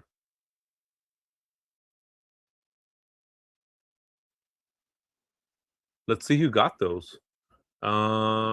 William got it. Des got it. Miss Terry got it. Jenny Lee got it. Nini got it. That's right. Wow, that's amazing. If you guys got gifted a membership, make sure you thank a goal for that free gifted membership. Thank you so much, Goal. Appreciate that. And that clip that I had before with the breakdancer, it had your voice on it. So I had to mute it every time. I had to redo it. Because it's when we were on Discord on New Year's Eve. So that was funny. But I redid it so your voice isn't in there. I don't know if you ever noticed it. Yeah, thank you so much, Goal. Thank you so much. A little bit closer to 1,000 subs. Yeah, absolutely. We're almost there. We're almost there. And then hopefully after that, you won't have to hear me say, let's shoot for 1,100. You know what I mean? I think I'll just leave it at that. Thank you. Yeah, thank you so much. Yeah, Nini got one. That's cool. It's always nice when people are in here and they get one. It's always nice that people that are no, that was funny. That was my fault. Goal. Thank you. Thank you so much. I really appreciate that. Let's go.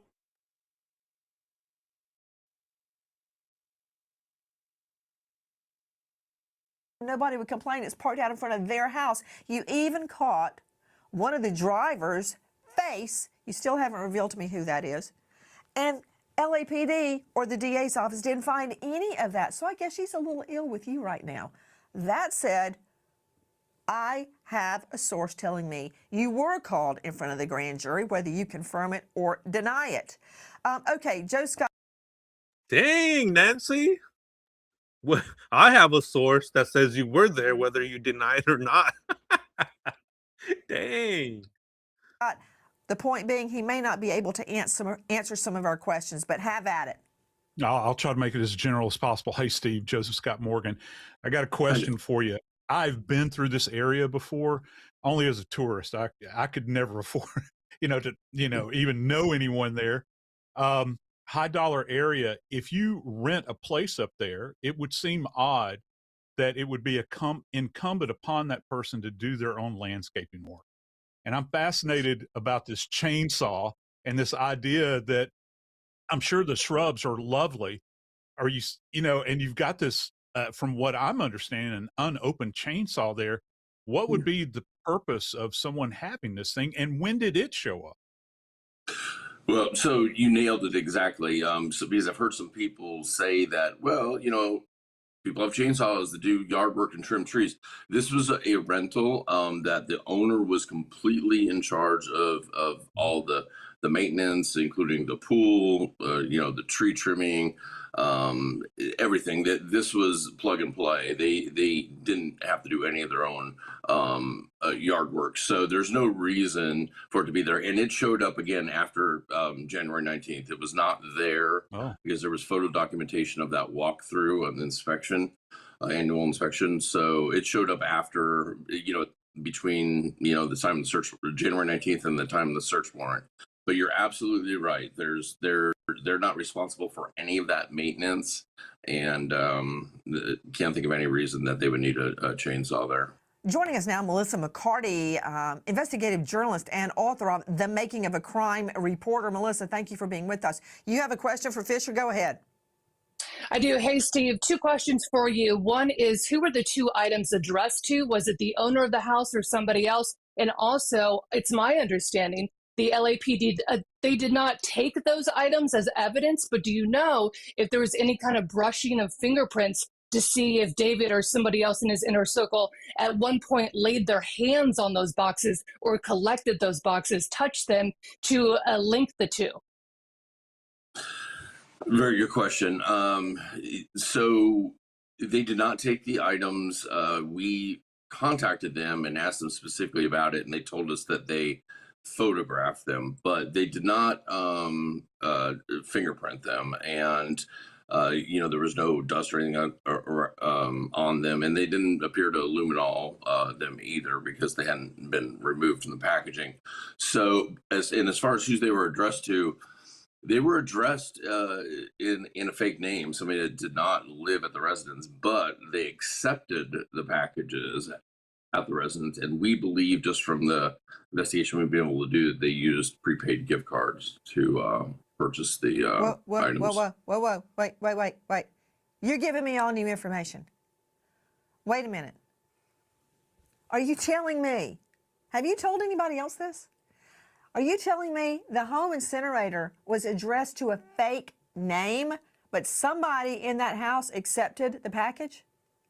Yes. Mm-hmm. Correct. How do you know that? Did you see the name? Yes. What was the name? How do you know it was fake? Well, when I say fake name, it's somebody that does not live at the residence. It's the name of a female that does not live at the residence. Yet they accepted, they signed for the package through DHL. Oh, I'm learning so much right now. Okay, so this guy did not go run down to Home Depot and buy a home incinerator. That means... I missed the chainsaw part. I had to use the restroom real quick. And I use chainsaws. I use a lot of chainsaws, but I use the battery powered ones because they're more efficient, they're quicker. But the gas chainsaws are more powerful. But I missed that whole section, so I'm gonna have to go back later. somebody went online, Steve Fisher, and ordered it. Would you agree? Absolutely, and I'm sure those records are very subpoenable. Oh, and also, Goal, I got the V8 one, the strawberry banana. It's really good. So thank you for that recommendation too. Okay, Danny Rubin joining me right now, veteran criminal defense attorney, founder of the Rubin Law Firm. Danny, thank you for being with us tonight. I was ill. I was getting a chest pain that was radiating up into my teeth when I was hearing Steve Fisher talking about, nope, they did not seize the home incinerator. They did not seize the chainsaw. They did not fingerprint them. They did not luminol them. I mean, that's bad police work right there, that they just took pictures. Yeah, the thing with gift cards, you can, from my understanding, you can trace it back because you can see where they were purchased from and then go from there. Of them, because juries, they want to look at it, they want to touch it, hold it, feel it, smell it, the whole shebang. But then I was heartened when I heard him say it was sent to a fake name to somebody that doesn't live there, to this address, and it was accepted by someone in that home, which tells me there is a digital trail, Danny Rubin. It proves a lot. So they haven't have they mentioned when that was purchased? They don't have an idea, right? It's more like it's just that gap between January and September, or did they specifically say the burn cage was ordered around this time? I don't know what I missed. I mean, what it can prove is the account that ordered it. It doesn't necessarily prove who ordered it. I mean, when I look at a case like this, I look at who's got the most to lose here. Um, David had to know that if he is the one that would be culpable for this, he'd be the first one to be looked at. My question is, who's the second or who's the third? That's the person I'd want to investigate as his defense attorney. You would want to investigate them to what? Just let's pretend for a moment that you're David Anthony Burke's lawyer. You want to look at everybody around him, so let's just be real here. So you can pull a SOD, some other dude did it defense. So you're looking around at everybody else. Is that what you're saying? Just be straight. Well, my question is, what if someone else actually did do it? I mean, his two managers are around him all the time. They're the ones that are economically invested. Robert Morgenroth was actually as far as. So this guy's saying, what if he's innocent? What if somebody else did it? Someone else did it. It's possible. It's possible. It doesn't seem like it's going that way because all the roads are leading towards David. All the roads are leading to LA. And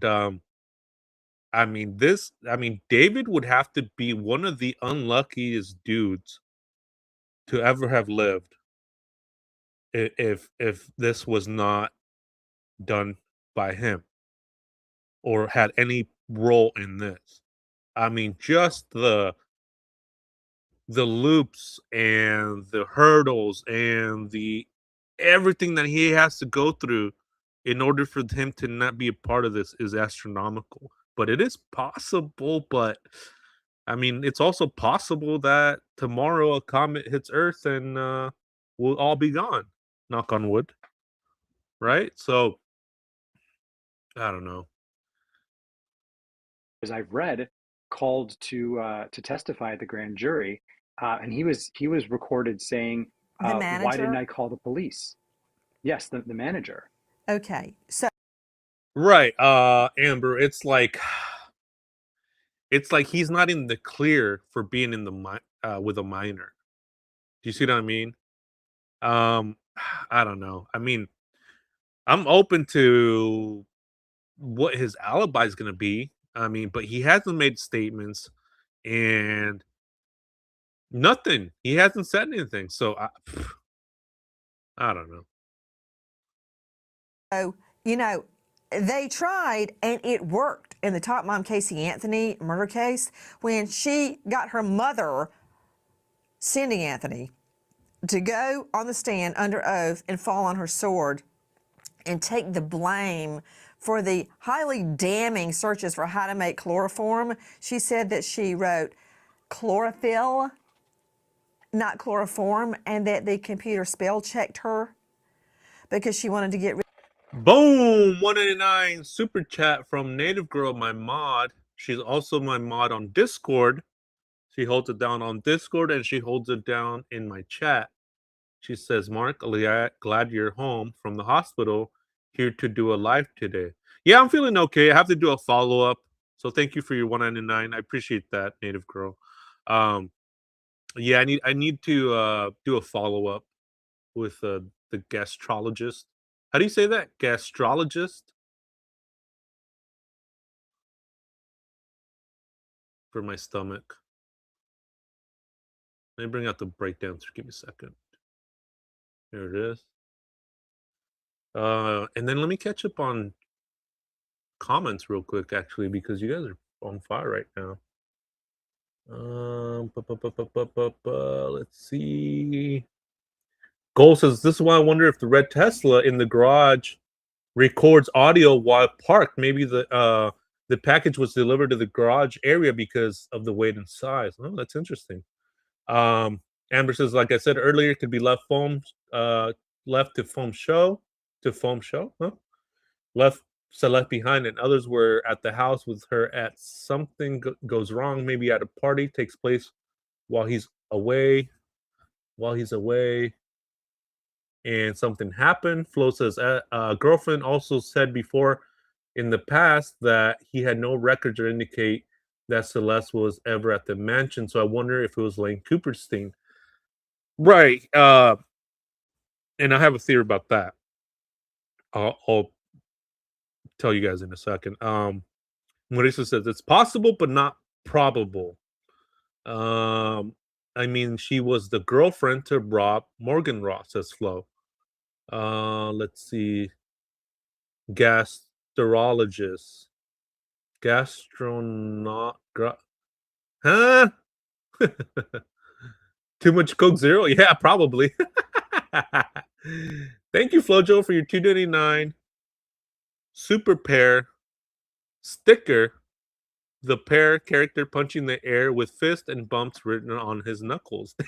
That's so funny. Thank you so much for your $2.99. I appreciate that. Thank you, guys. Yeah, this really helps out the channel big time. Let's see. Catch up on chat.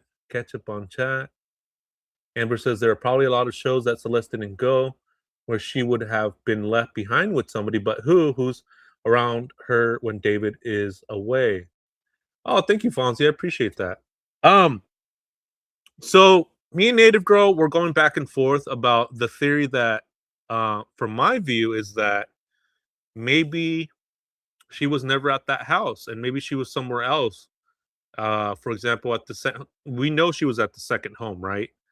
And I believe that maybe she was never at the mansion up until her death. I believe that she stayed, from what little information we have, probably at a hotel, probably in downtown, maybe. And she was never at the mansion, only up until her death.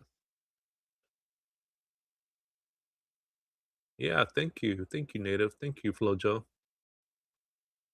But it's just mind-boggling, man. Like, just this whole case.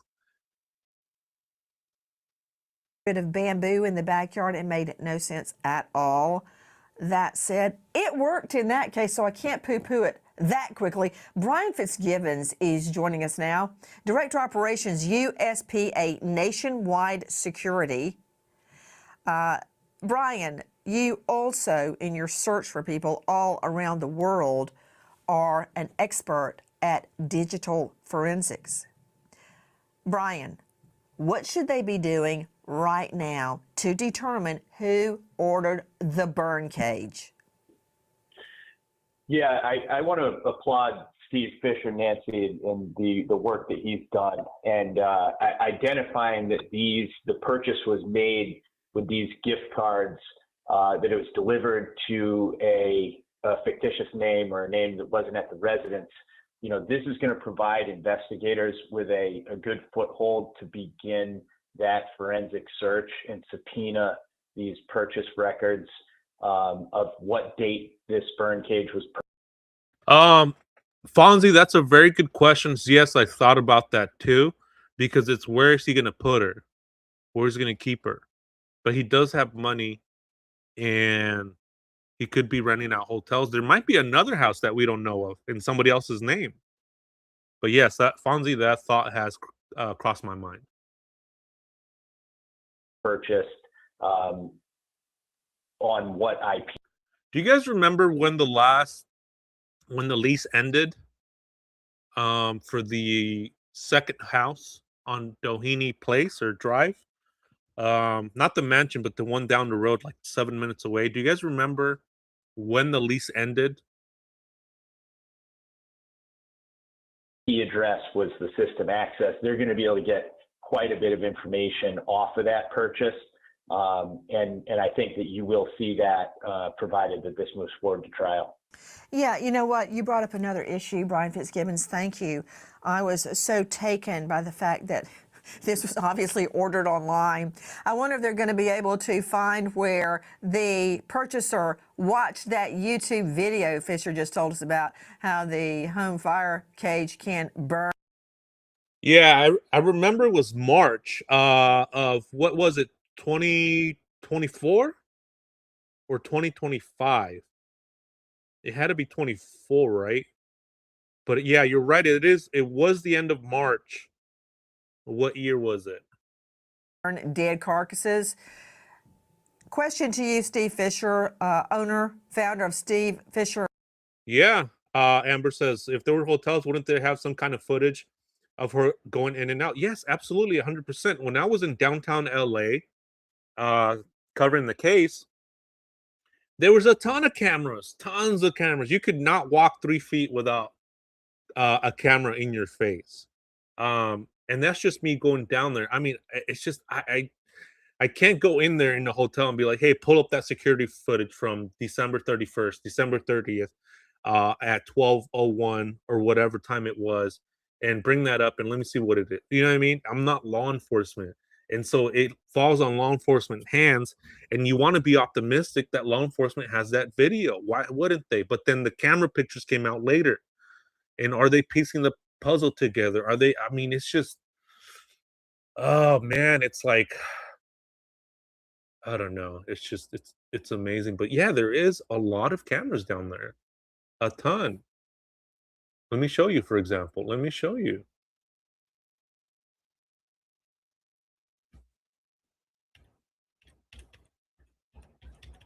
Let me look right here, downtown LA.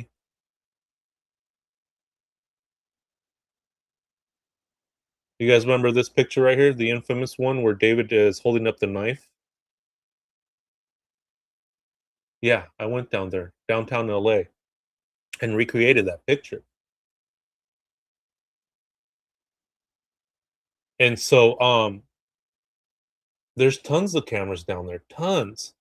And coincidentally enough, this picture of the one in downtown where he has the knife, there's a camera right behind him. Let me show you guys. Right there. Look at that. Right behind him, there's 2 cameras from the hotel that's there. So what's going on? I mean, that alone could get him in trouble. That alone could get him arrested, being with a minor in downtown at that time. What are you doing with a minor? That alone right there, that footage alone, I mean, he should be arrested for, in my opinion. Am I is that a stretch? Is that a stretch?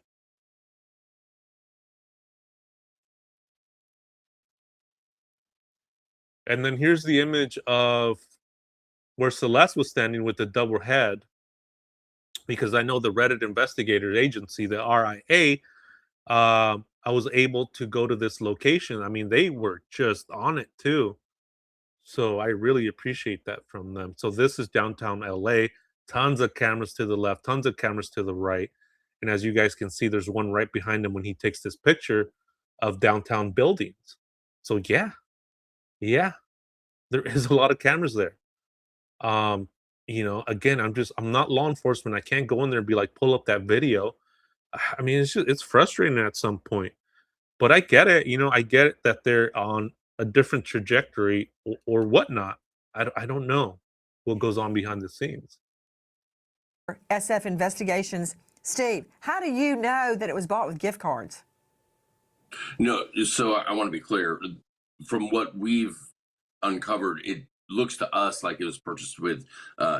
See, now he's saying it looks like it was purchased from gift cards. Do you see what I mean? When it comes to communications with SF Investigates, gift cards from the communications that we've had. I can't say that 100% for certain, but it appears that that's how it was done. But we haven't What gotten kind of gift cards? Please say Amazon.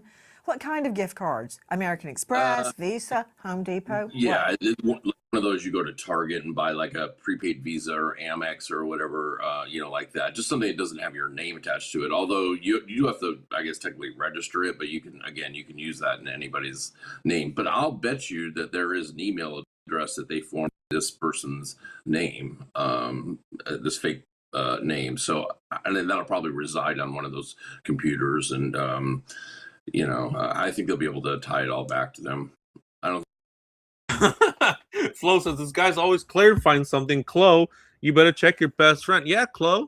And Chloe's been telling us because she's been around True Crime for a while, as I have, but I haven't really seen SF Investigates his prior work. So when Chloe says has her opinion about SF Investigates, I take it her opinion weighs good on me because she's seen cases where he is under scrutiny about the way he's covering the cases, and now it's like, oh, I'm not 100% sure, and then later on he says, well, I've been misquoted, so it's just like he needs to just be a little bit more communicative. But then again, he is under this order to not say anything about the case, so I get that he is being careful.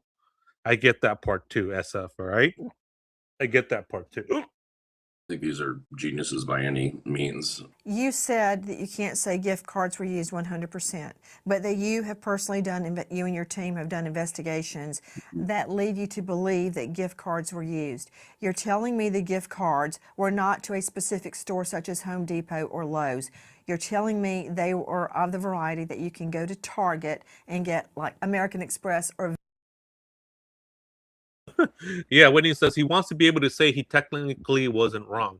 When he says about the last known footage that he has, yeah, he does say it in a way where he's like, it's important to note that law enforcement may have their own. So if they do have it, he's like saving himself. If they don't have it, he could say, yeah, this is the last known picture that I had come out with.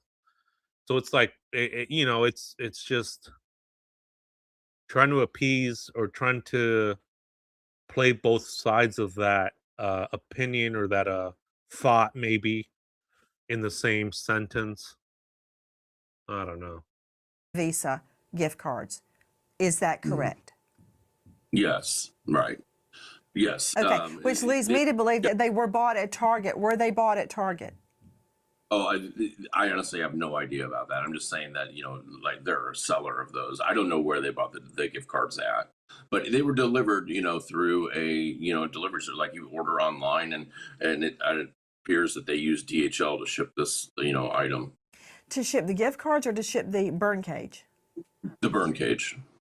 The burn cage. So I think it's gonna be fairly easy to.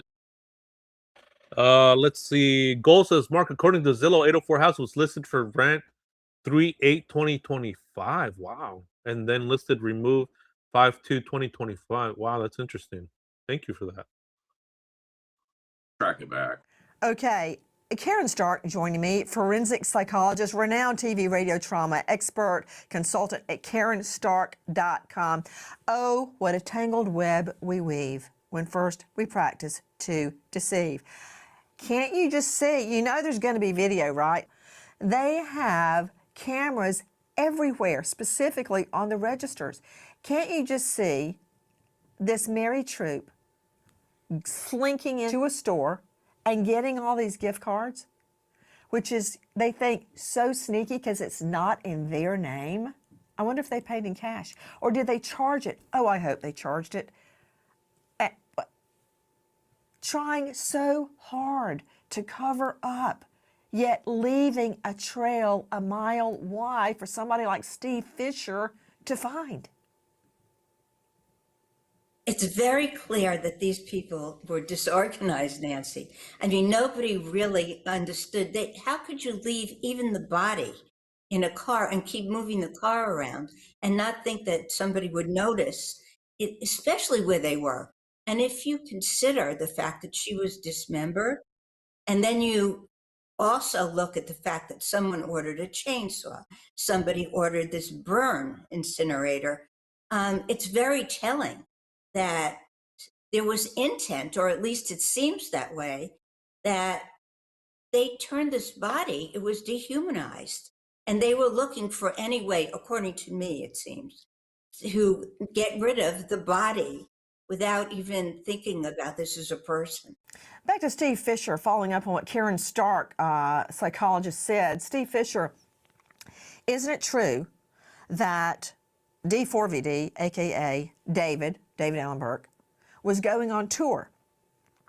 So if Celeste was already dead, they wait and they wait and they wait, and the home incinerator doesn't show up. They're like, hell, you know, let's put her in the trunk. That's going to be. Yeah, that's a good point Nancy's making. The argument. Of course, they're all presumed innocent until proven guilty. So finally, you know what?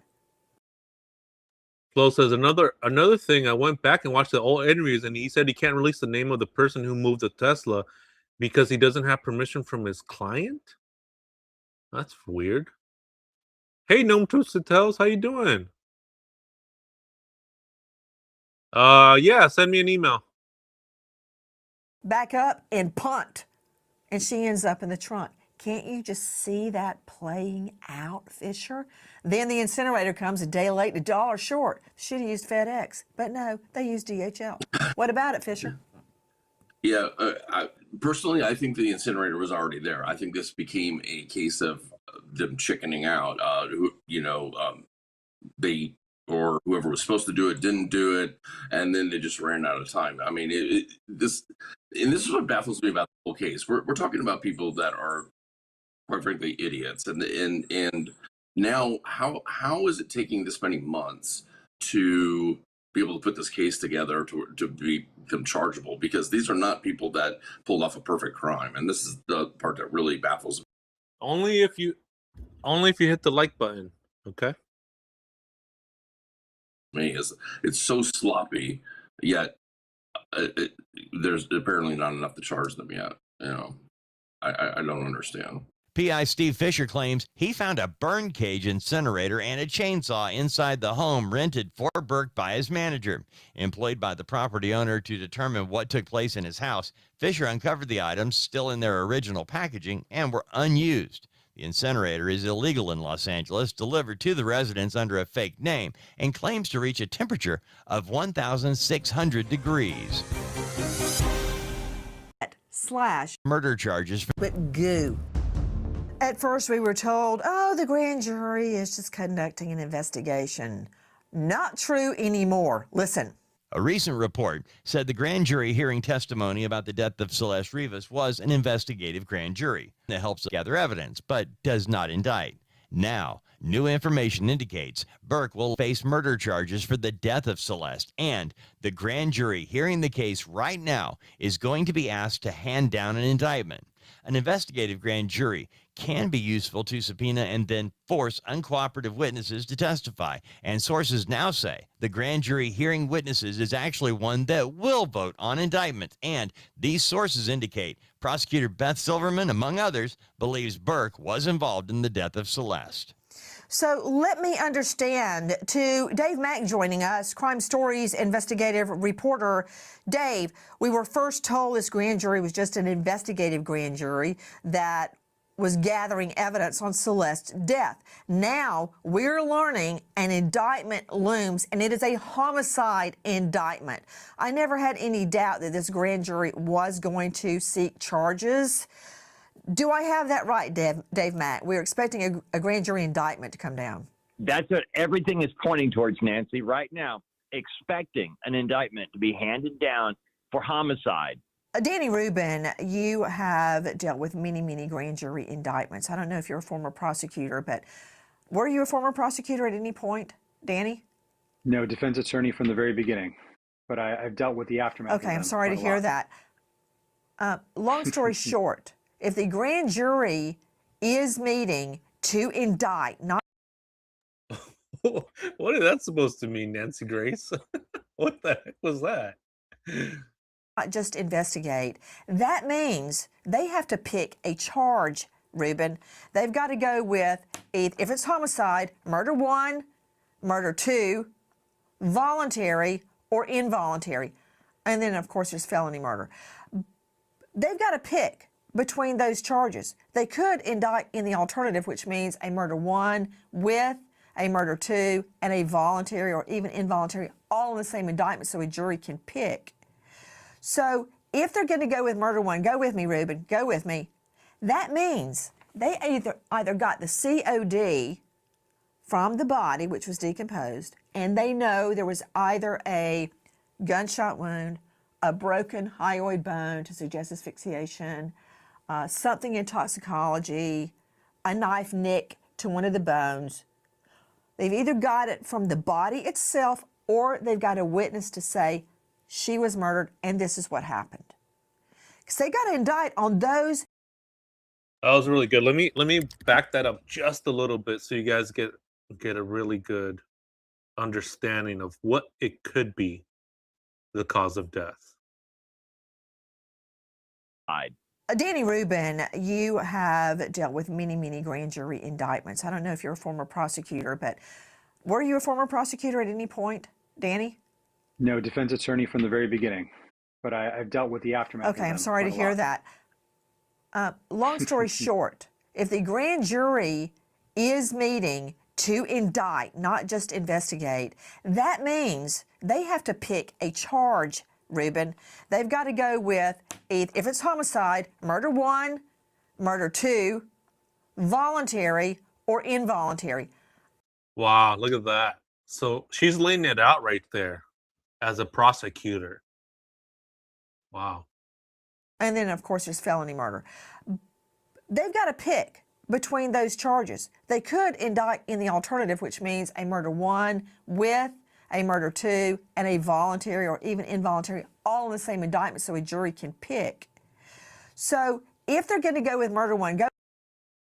So a jury can pick. Wow, look at that. So it's like they're going to present their evidence, and then they're going to present the charges, and the grand jury is going to pick. Or they could, the other option is too, is that they could also dismiss the case. That's an option as well. Go with me, Ruben, go with me. That means they either got the COD from the body, which was decomposed, and they know there was either a gunshot wound, a broken hyoid bone to suggest asphyxiation, something in toxicology, a knife nick to one of the bones. They've either got it from the body itself or they've got a witness to say she was murdered and this is what happened. Because they got to indict on those few choices, murder 1, murder 2, voluntary, involuntary. That's all the choices there are for homicide. To do murder 1 or murder 2, they had to find something from the body or a witness. What do you think? I think if they had something from the body, they would have been bringing charges a lot sooner. It seems like if they're looking into indicting for homicide, whichever one they pick, they probably got some information from a witness that they questioned over the past month or two. I know they're going to be calling back witnesses in February. That's what I read. So it seems like. So we're looking at February. That's interesting. I mean, that'd be out of yeah, go right. She laid it out. Boom. I mean, those are some heavy charges. Heavy charges. We're not talking a speeding ticket. We're not talking a fix-it ticket, right? We're not talking a warning. Hey, you ran a stop sign. Don't do that. No, we're talking heavy hitting charges of murder 1, murder 2. I mean, whew. If they dismiss it, says Shelby, that would be wild, but honestly, nothing surprises me anymore. I'll be honest with you guys. I'd be lying if I said it didn't cross my mind that they would dismiss the charges. It did cross my mind because just because of being in true crime of things that I've seen. I just can't see that happening. But I've seen some crazy stuff too. Yeah. So yeah, nothing surprises me either. Anything either anymore, Shelby. They're still trying to find more evidence. But if they're looking to switch that investigation now, it's probably because of something someone said, possibly in conjunction with something they found on the body. Dave Mack, speaking of witnesses. And we've said this all along too in this channel. Yeah, welcome, Shelby. Good to see you. And if you guys, I always recommend this book if you guys are in true crime community. It's by John Douglas, Mindhunter, and they talk about the FBI behavioral profilers. Really good book, and the history of the FBI and behavior analysts. Really good book, and it talks about an organized and a disorganized criminal when it comes to a crime scene, and this just screams disorganized. And a lot of people have that sentiment too, that thought that this was just sloppy. I've been saying that since the beginning. It just looks sloppy since day one. I was like, this looks sloppy, this looks disorganized. And if you guys get a chance to read that book, I highly recommend it. They also have it on Audible books. It's a lot easier to digest that way too. If you're in the true crime community, that's a big must, in my opinion. So let me play this again.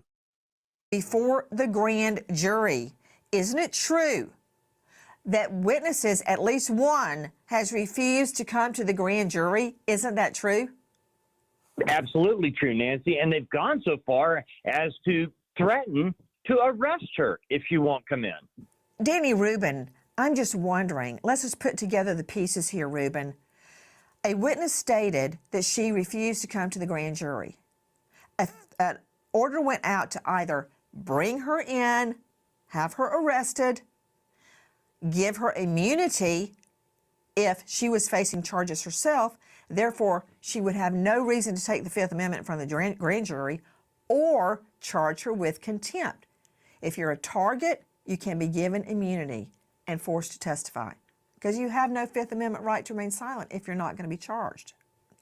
Or if you're just a witness, you can be held in contempt and jailed until you testified.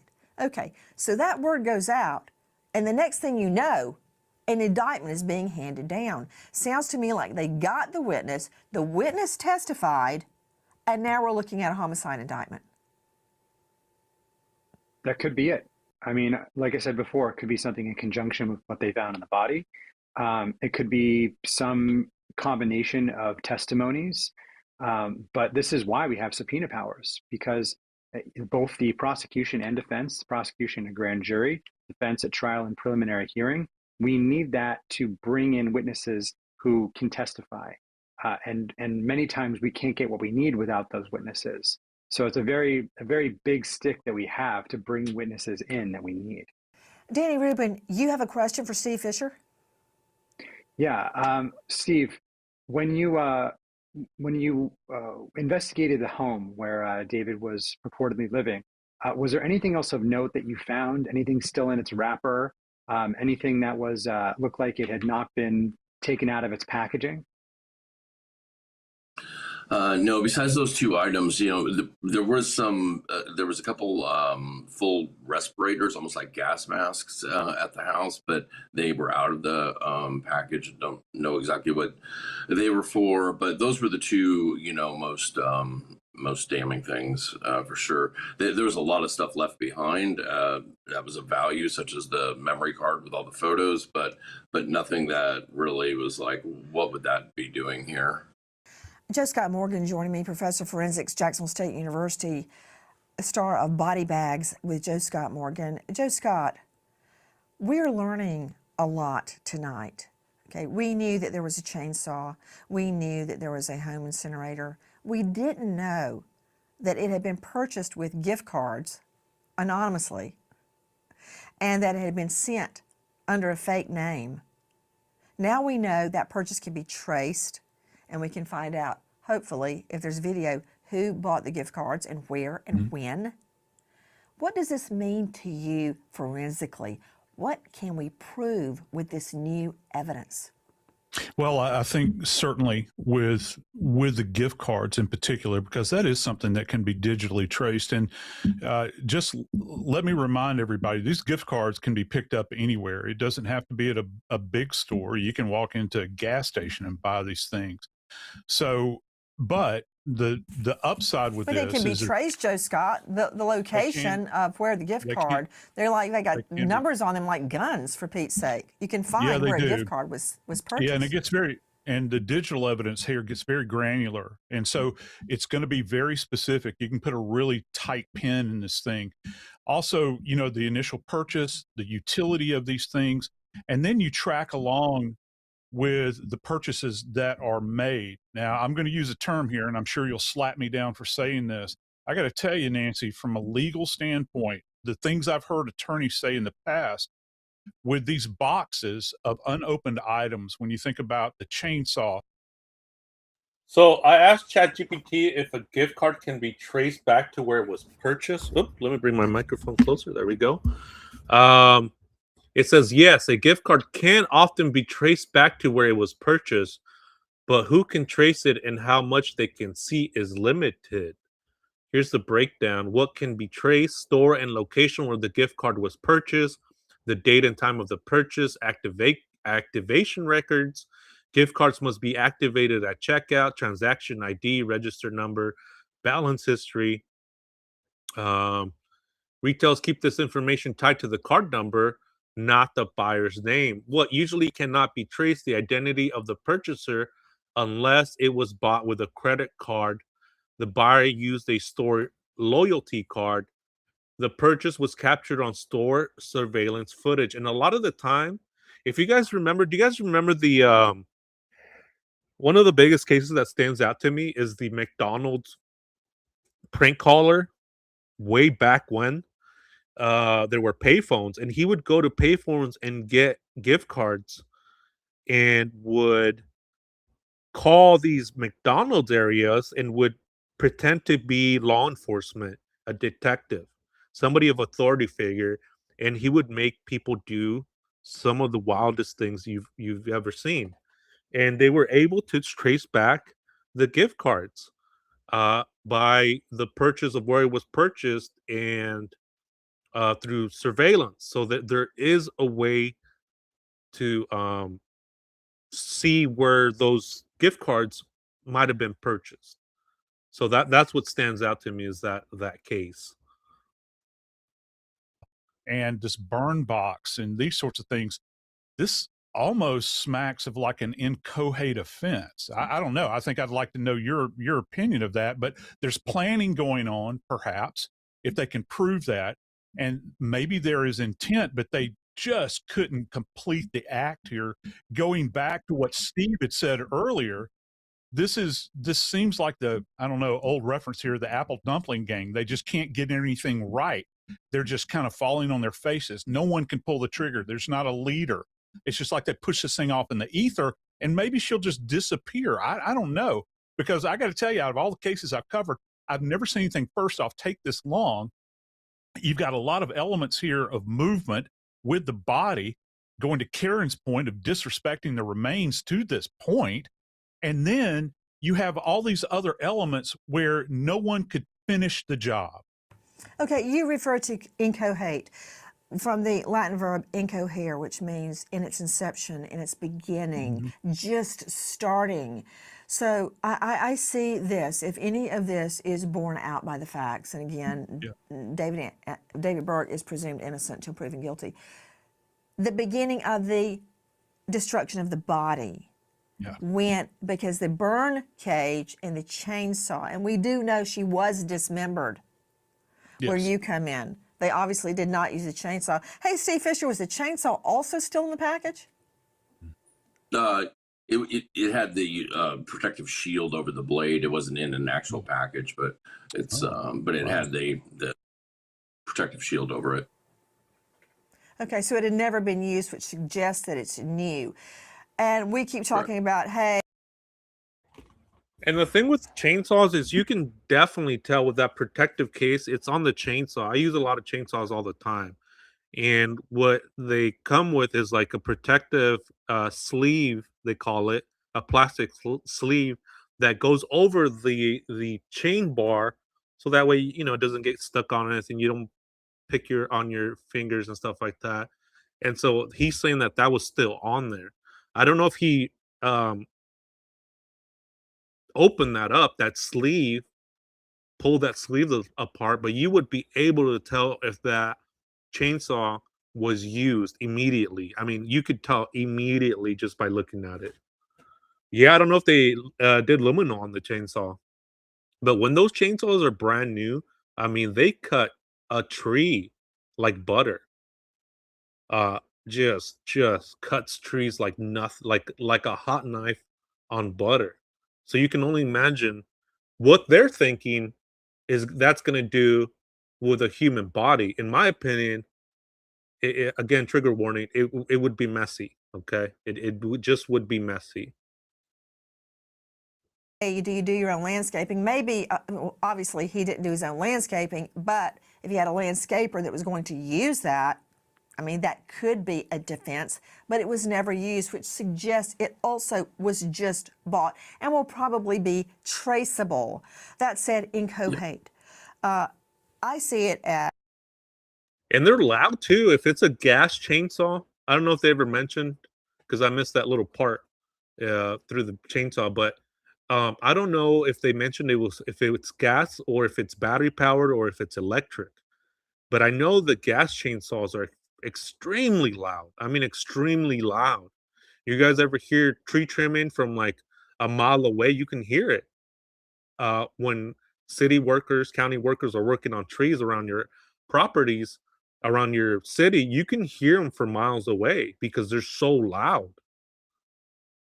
as evidence of destruction of the body, tampering with a corpse, which is also a felony, which is a separate offense from the homicide itself. I think we're going to see a very involved and intricate indictment, which deals with the actual death of Celeste and disposing of her body. And you're right, Joe Scott, the attempt to get rid of her body was incoherent. It had just started and it's leaving a trail. The cover-up will likely be indicia, proof of the crime itself. Wouldn't you agree with that? Maybe they just got tired of waiting to get all of the items, the burn cage, the chainsaw, and went, just put them in the trunk, man. Yeah. Yeah, and I think that's probably the case here. There's also one more issue to this, and this is rather gruesome. It's not that the rest of this hasn't been. It's just that who's going to draw the short straw here? Who's going to put this cage together, which, by the way, is very easy to assemble? Who's going to put the thing together, and then who's going to finish up the process of rendering down her body to the point where it's manageable to go in here? And also they think, oh my Lord, this is going to create a smell that no one is going to be able to escape. Hi guys, with real time. Framed Rivas died. They've got a chart at LAPD that you would not believe. They've got this thing down to a timeline that's almost by the minutes triangulated to the location, if you can believe that. And it's not just one source. When I say triangulated, it's media, social media, cell phone, Tesla, other, and all I'll say is other kind of GPS tracking devices. You're seeing Harvey Levin's Two Angry Men podcast with Mark Garagos, veteran defense attorney. I mean, Melissa McCarty joining us, investigative journalist. All of the people that lived in that home or were in and out frequently can be identified. Fisher has video of the person moving the Tesla around the neighborhood. He knows who that is. He saw the face. He's not saying. So don't you know that what Garagos and Levin said is true? They've got it down to a timeline by the minute. You think any one of those D4VD cohorts is going to go anywhere without their phone or their Apple Watch or their nav system in their car? Oh no, they travel as a pack and they're all traveling together, Melissa. Nancy, I think we're going to see more than one person charged in this case. And that's what's so great about the grand jury phase. To me, this comes across as a case where a lot of people aren't forthcoming. They don't want to talk. So you need subpoenas to force them to get on the stand so prosecutors can lock in their theories, lock in their timelines, take all of the digital forensic that they've been gathering since September, and really piece together what they believe to be true. So I think more than one person will be charged at the end of this grand jury. What about it, Steve Fisher? Why won't you tell me who was driving that car? I said in on a previous evening that I was misled. It was not misled by you. You're correct. The car was moved this date and that date to this location, that location. I was misled by our own analysis that she was killed she died just before the car started moving. She could have been dead much before that she was placed in the car, before the car was moving. Now, back to my query. Why aren't you telling people who was moving the vehicle? I guess you testified to that in front of the grand jury? I'm not even sure what a grand jury is, but the reason that I did is because I don't want people. If I did say that, I don't want people to think that she was just killed like that. I believe that her death could go back as far as January, and this person I'm certain will be held accountable. But I also don't want somebody to take it into their own hands, because this is moving super slow and it's frustrating, and I just think it's a safer, way to go. You know why, Steve Fisher? Because I think Melissa McCarty is right. I think a lot of people are going to be charged, including possibly named as unindicted co-conspirators, in order to get their testimony, give them immunity to get them to testify. There's that word again, immunity. And welcome, Miss Teddy. And Catherine, good to see you. This as money woes rear their ugly head. EA Sports, the biggest name in sports video games, quietly removes Burke's song, "What Are You Waiting For?" from Madden NFL 26. The legendary football game features a soundtrack when released in August 2025 that positions Burke's cut between BIA and Alex Warren on the playlist, but now the song has vanished from the list. No announcement explaining the reason behind the move. Dave Mack joining me, Crime Stories investigative reporter. Is that why we are hearing about boo-hoo money woes? I think it's just the tip of the iceberg, Nancy. Remember, when all of this started, he was on his first worldwide tour. He was only 2 or 3 days into it when everything broke and it stopped. This was the end of the career. No money's been coming in since then, or at least it's not nearly what it was. So, yeah, money woes, absolutely. So every time somebody played Madden NFL 26, it's a legendary football game, they would hear David Burke's song, "What Are You Waiting For?" It played every time somebody played the game. Is that right, Dave Mack? Well, they created a playlist of songs, Nancy. So, yes, it was one of several, kind of like on an album. You have several different artists on there. Is that a yes? Could you just give me a yes, no, please? Yes. Okay, so yes. So every time that song is played, D4VD makes, let's just pretend, $1, a penny. That's a lot of money, because that is a huge, huge game in sports video games. He's lost all that money. That's the tip of the iceberg. But I think he's got bigger fish to fry than losing money off Madden NFL 26. If you know or think you know anything about this case, no matter if you think it's insignificant, doesn't matter. Absolutely. Even if you think it's insignificant, there's a number to the LAPD Robbery Homicide Division, 213-486-6890. Your tip could be the one that puts it all together or adds to the evidence, because Celeste Rivas deserves justice. Her family deserves justice. And what they did to her was just, yes, inhumane, beyond the pale, and just unfair. And whoever did this, if it's one person, 2 people, 10 people, they all need to be held accountable. And if you're out there, do the right thing, come forward, step it up. If you know something, step it up. Talk to your lawyer and do the right thing, because this isn't going away. This is just not going to go away. So, um,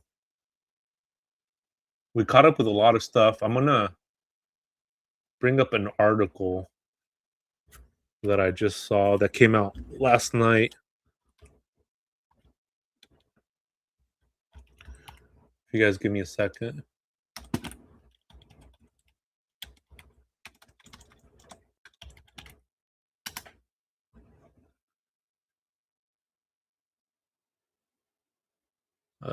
Let's see.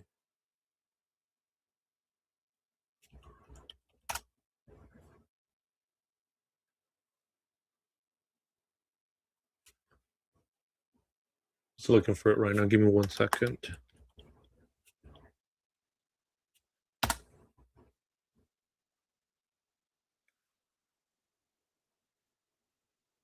Here we go. Let me share this with you guys. I thought this was pretty interesting. Hopefully you guys can see that. There we go.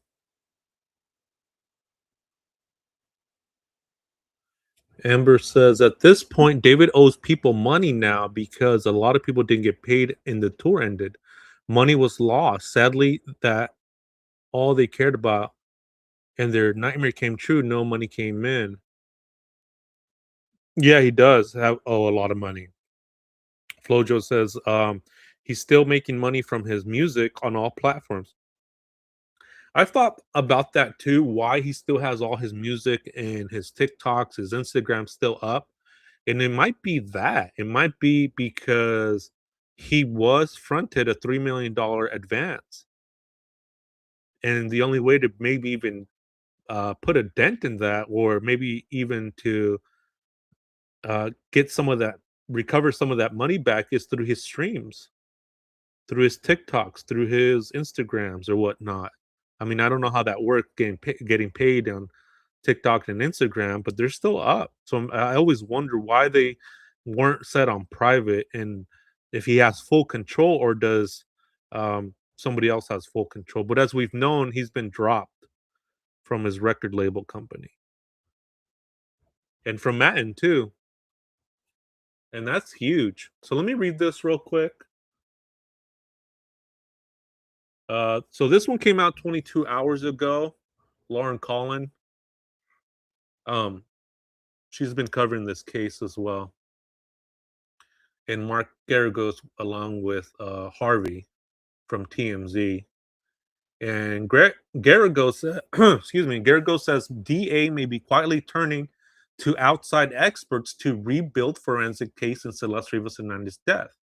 Veteran attorney Mark Garagos believes prosecutors may be building a separate forensic narrative to present to a grand jury.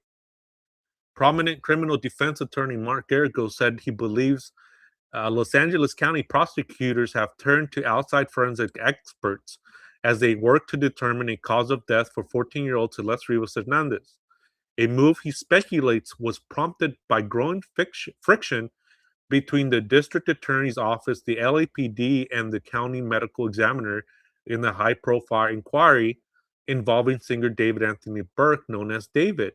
During a discussion on an LA Magazine podcast, Garagos said he suspects the DA's office has brought in 2 or 3 at least outside experts to reevaluate medical and evidentiary findings related to Hernandez's death. Garagos reiterated that the friction between agencies became publicly visible after prosecutors obtained court-ordered security holds blocking the medical examiner's office from releasing details about Hernandez's autopsy and manner of death. Hey, Aline, how you doing? Good to see you. That tells me that they need more than what the medical examiner has given them. Garagos says the medical examiner's office has publicly stated they're not buying what the DA is selling. I suspect they've got outside experts taking all the ME stuff, taking all the evidence, and doing a thorough job of reevaluating to present to a grand jury. He added that the Los Angeles Police Department has most likely completed what he describes as an impressive and highly detailed timeline of Hernandez's final hours, one characterized as a yeoman's effort. Hopefully, I'm saying that right. YEOMAN. That goes beyond information currently available to the public. I agree with that statement. That goes beyond information currently available to the public. So yeah, I do agree with that. The case has drawn widespread attention since it was first reported last month that a grand jury had convened in connection with Hernandez's death.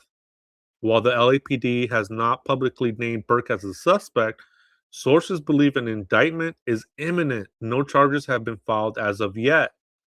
Garagos also pushed back on prior speculation that the panel was merely an investigative grand jury, which cannot issue an indictment. He noted the assignment of veteran prosecutor Beth Silverman, a longtime member of the DA's Major Crimes Division known for securing convictions in complex homicide cases, as evidence that the prosecutors are pursuing a standard criminal grand jury proceedings capable of returning charges. Garrigo says they would never bring in Beth Silverman for an investigative grand jury. He continues, this grand jury can result in an indictment.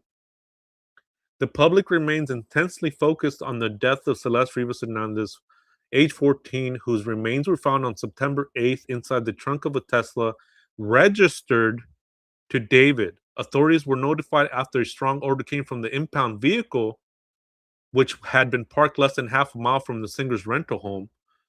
Follows Los Angeles that's it. That it was parked from less than a mile from the singer's home. So that just came out, and I thought that was interesting. And Mark Garagos is a powerhouse when it comes to attorneys. He's not a nobody in that world, in the legal world. And so that was an impressive article by Lauren Collin, which she's covering the case along with Garagos, TMZ, Nancy Grace, Jesse, Crime and Law, or Crime and Law and Crime, which we played those videos. And yeah, it's not far. It's not far. Yeah, he has a really good perspective, Native Girl. Yeah, absolutely. And yeah, it's not far from the location from where it was found, where the car was parked. I mean, I have videos on my channel walking that area. Let me bring up my channel.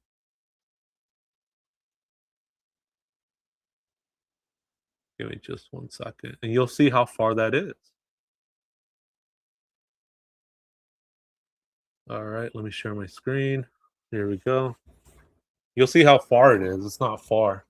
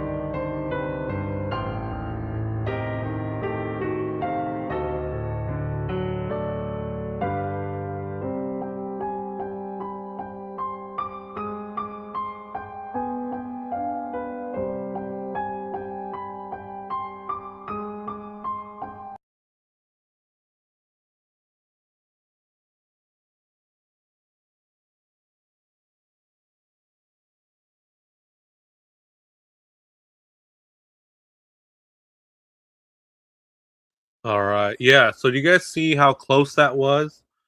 And it's a different feel when you're out there. Yeah, Amber or Eileen. Yeah. How can people be so ungrateful? Yeah. And it's weird because the stucco, I mean, this is like a multi-million-dollar home, supposedly, and the stucco is like falling apart. So I don't know what the heck that's about. I mean, it's like I don't know, man. You're paying 20,000 a month for this? I guess.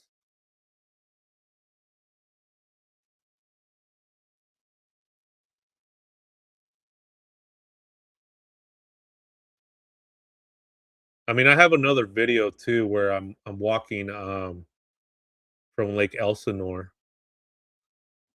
Yeah, it dropped. Are you gonna get it, Flo? Let's do it. Let's go halves on that. You want to? Or you're scared? Let me bring up my other video. Kind of let loose a little bit. Stretch out if you need to. But yeah, Native Girl, yeah, I do like his perspective, Garrett goes. Slightly more. I'm sorry, Harvey, but I like his perspective a little bit more. Um, let's see.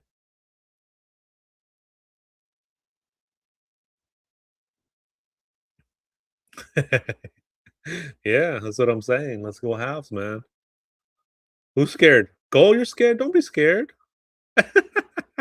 You guys are funny. Yeah, let's go halves, dude.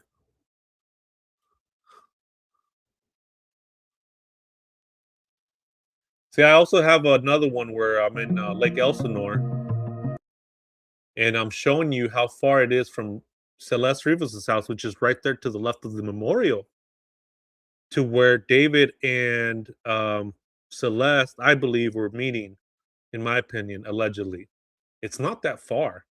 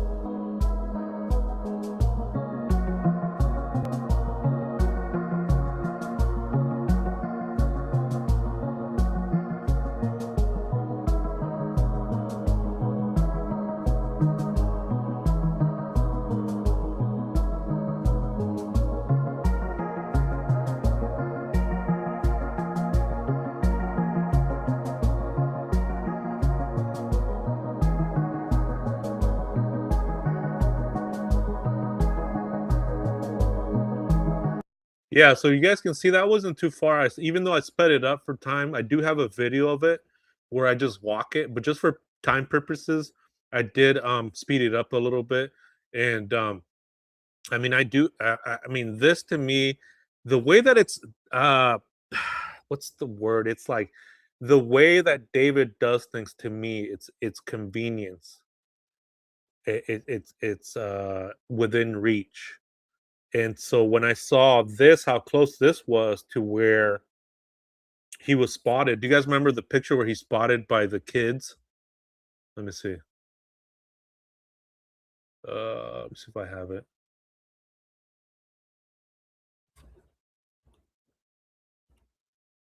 I have it right here. Okay, yeah, right here.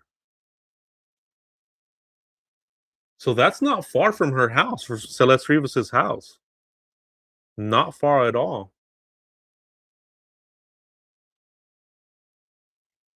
And I do have drone footage of that, so let me bring that up. I do want to share that with you guys as well.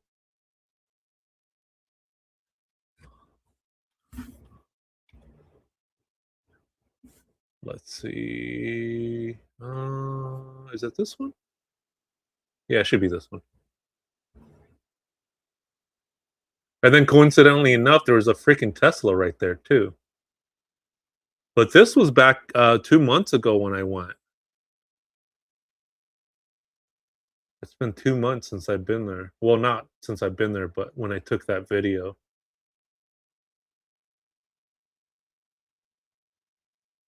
So let me bring this up. It's just loading. There we go. There we go. See some drone footage right there? I mean, it's a beautiful place. Beautiful place. The mountains in the background too. But that's not far from her house. That's not far at all from Celeste Rivas's house. What's far is LA.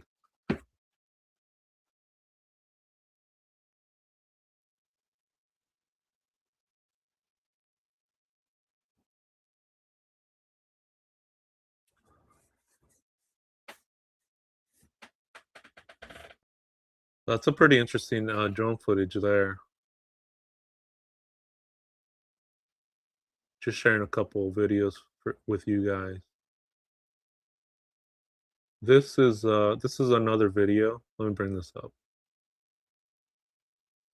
so I can share with you guys from Lake Elsinore.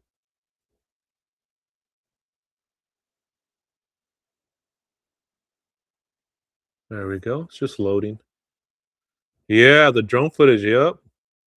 Oh, that's it's a rental place for. You see those houses in the background? That's like the rental office for those houses.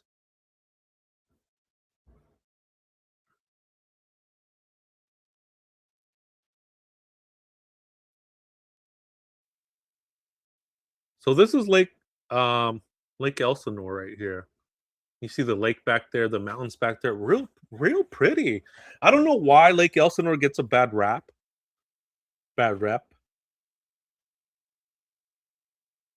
Yeah, it does. It's way smaller when you're there. Yep, that's what I mean. When you're there, actually there, it's so much different than what it is from what you're seeing like on your screen or on yeah, the videos and stuff like that. Yep.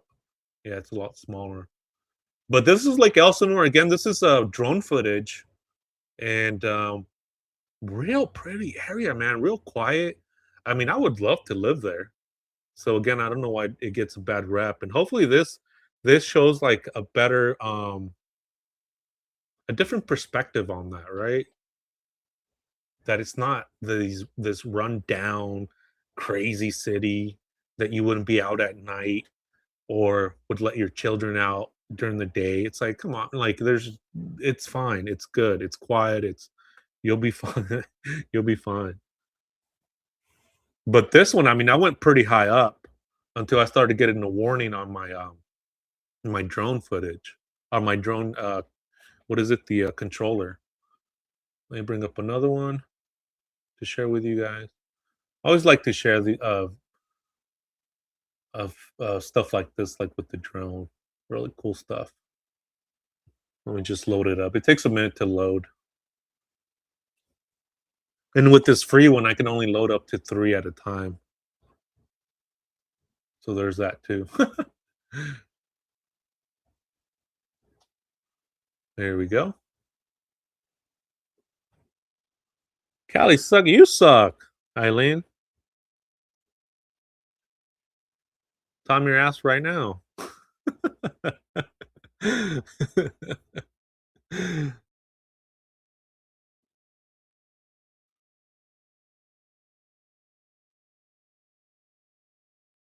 So let me bring this up.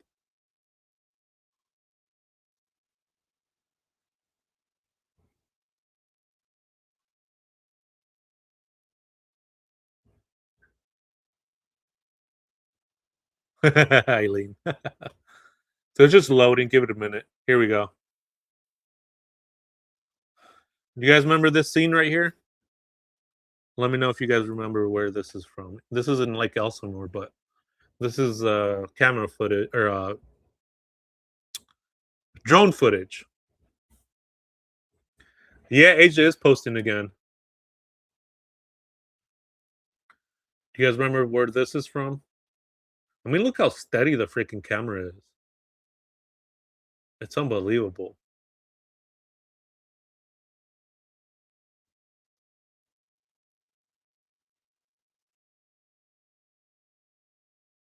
But this is when she was running away in March. Was it March? And then that's when she turns the corner, goes up there, and that's where I believe she was being picked up by David. Up here, allegedly. So it was these two spots over there, that this parking lot right here, and then this right here, this other area up top. But this is drone footage right here from Lake Elsinore.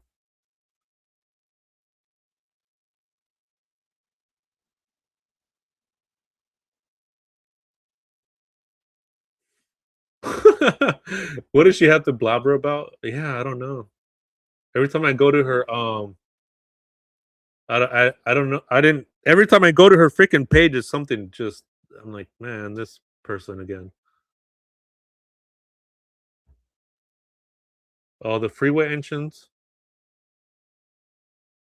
Well, yeah, the freeway entrance. It's far. You have to go up. Like, see this road up here? You have to go all the way up to get to the freeway. It's not like right here where the freeway entrance is. Yeah, so it's pretty far. So she would have to get picked up. I mean, she would have to get picked up anyway to go anywhere. I wanted to ask you guys a question. Um, do you guys think that Celeste ever drove the black Tesla? I've always wanted to ask you guys that question. Do you guys think that she ever drove the Tesla?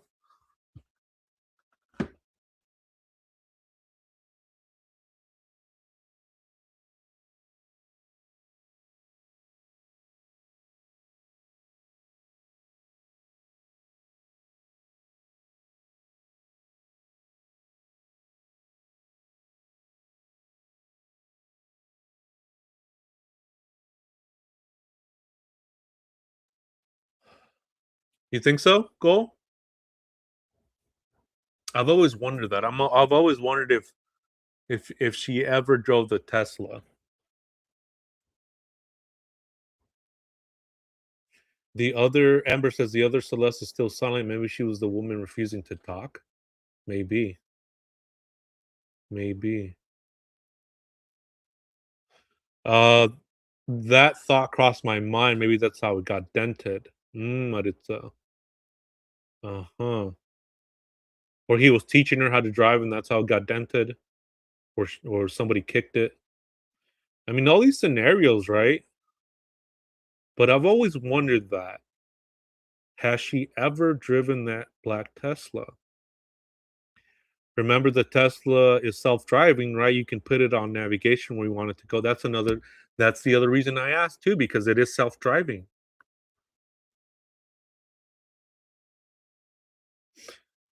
Hey Cindy, how you doing? Good to see you. How are you?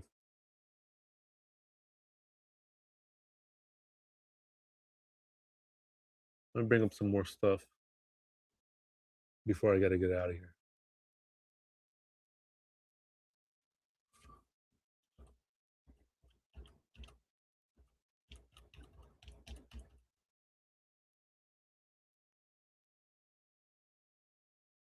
Doubt it, says B-Fly. All right.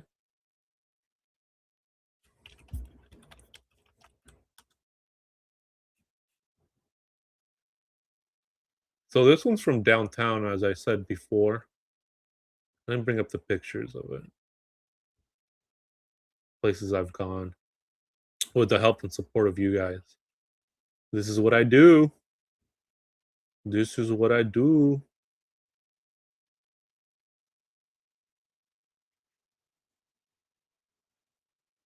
Let me bring it up.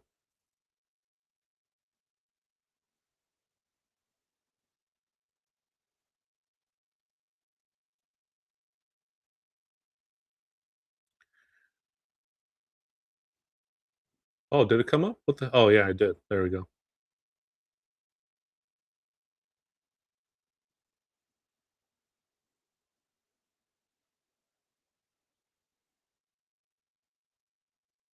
There we go. This is another place I went to downtown and recreated this picture right here that you guys see. And I've always want why risk it? Says B Fly. Yeah, that's a good point. Why risk it, right? Very good point. That's why I like to ask these questions and see where you guys are in the case. And sometimes, sometimes you get a different perspective, and that's what I like to get is a different perspective by people who are actually following the case and who are actually deep diving into the case. Um, not in LA. Yeah, no, I don't think in LA, right, Eileen? So just says, so I'm guilty of that. Guilty of what? Huh. This one. I mean, she started driving at 13, says Flojo. Before I had a license, it was something myself as a teen would always wanted to do. Yeah, I did the same thing too. I've always wanted to drive when I was that age. So that's why I asked these questions.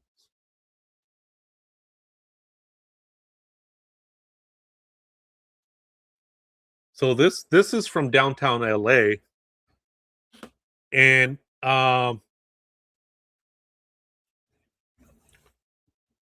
the other question too I wanted to ask you guys is, do you guys think maybe this could be the murder weapon? I've always wondered that too.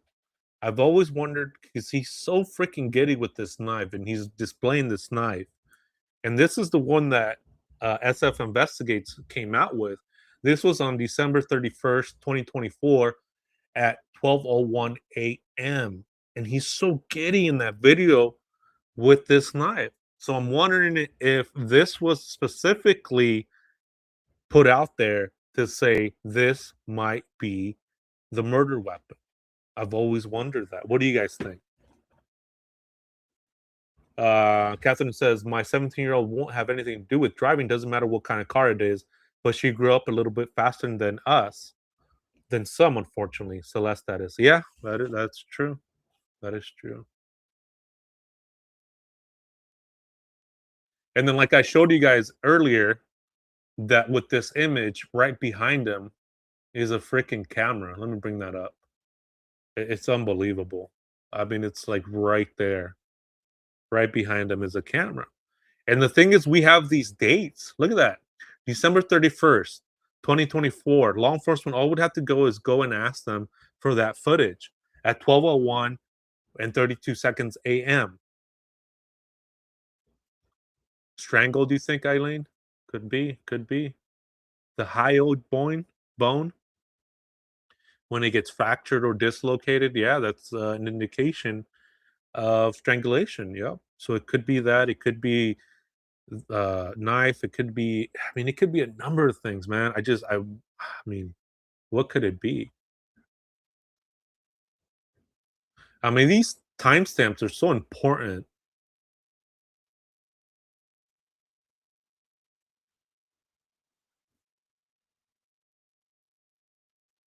I mean, I just wish I could go in there and be like, "Hey, can you guys pull up that, that that footage and give it to me?"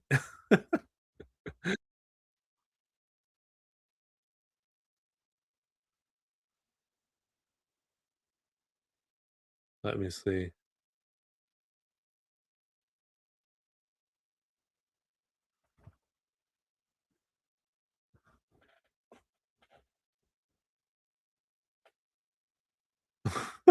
Oh, you said please? Well, since you said please, Flo, I will do that.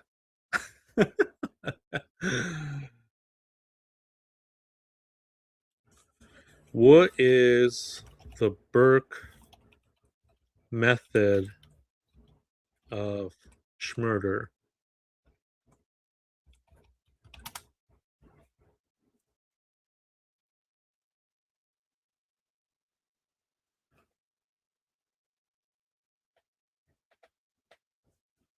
Oh, you're learning? Dang.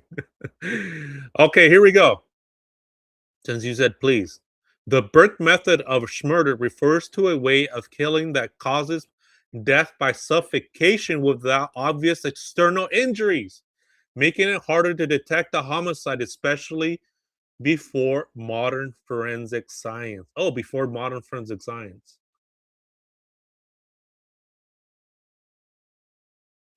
Native grower, yeah, they always, in the end, they always do. You guys are too funny, man. See, this is what I like. I like it when we're like can make fun of ourselves. It says it comes from William Burke, one half of the infamous Burke and Hare murders in Edinburgh, Scotland, 1827 and 1828.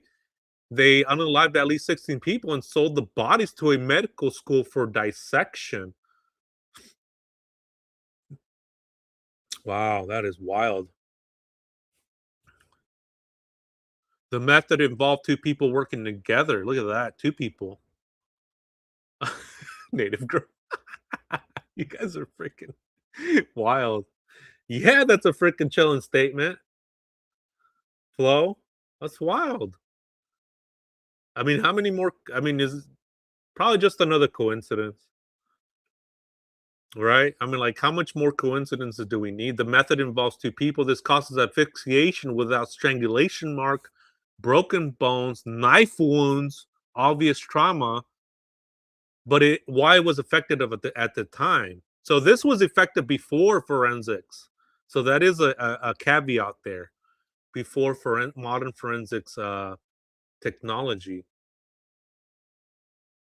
So this was before forensics pathology understood signs like petechial hemorrhages, subtle airway trauma, internal bruising. Oh, wow. Modern forensic view. Today, the Burke method would likely be classified as smothering, mechanical asphyxiation, homicidal suffocation. Modern autopsies can often detect it through lung findings, oxygen deprivation indicators, microscopic injuries, scene evidence. That is wild. That is wild. That is wild. Oof. I just got chills. Anybody got chills? Man. Oh, man. I just got chills. Eileen says, sounds like a guy like Diva. Diva? Oh, David. Sorry. I saw that. I thought it said Diva. My bad, Eileen. Sorry about that. Julie, not much. I just recapped a lot of the videos that you probably have already seen on the internet. But I just, since I was in the hospital, and again, thank you guys again for sending me like thoughts and prayers, and just we were laughing on my Discord. I mean, it was funny. It was really uplifting because I was really feeling down. So I really appreciate that. I mean, the Shark family is amazing. I can't have I couldn't ask for a better freaking chat, a better group of people, and just the love, the positivity. When it comes to these cases, it's hard, right? Because it's just hard. You know what I mean? These cases are just heavy, and so when we have a time like that, I do appreciate it like deeply, and so it was really heartwarming when you guys were like, we were joking around in the Discord. We were going back and forth. You guys, I think let me see if I can pull up a picture of what you guys sent. I wasn't able to earlier, but let me see if I can send it now. Um, I think Della Dang brought this one up. Did I show you guys this one? The hiking boots, the ponytail. So a lot of the stuff is like inside jokes. So if you guys, I mean, if you guys have a chance to be a member, I'm telling you, it's worth it if you guys go in there. Oh man, like the drones right there, the Coke Zero. This one, I was like, dang. Yeah, the human mind, right? Boots on the ground. Yeah, hiking boots. Those hiking boots are really nice too. Look at those freaking hiking boots. Hiking boots on the ground. Absolutely, absolutely. The drone too, the backpack. the Coke Zero. Here, let me bring up another one because I couldn't bring these up earlier. I don't know why. Yeah, thank you, Catherine. I have to do a follow up with my gastrologist. I'm sorry, I'm just not like for my nurses out there. I'm sorry if I'm butchering the language. There's this one too that you guys sent me. Yeah, the cell phone on the floor. You guys sent me this one too. With the Coke Zero on the IV. Oh man. Let me see. Let me show another one. Flo, I don't know if I can show this one, but maybe. Let's see. Flojo sent me this one.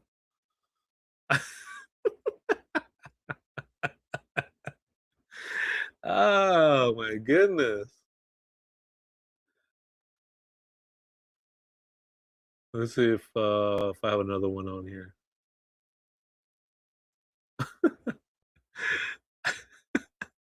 Yeah, I know. Me too. I was just dying. I was laughing. I was like, oh man.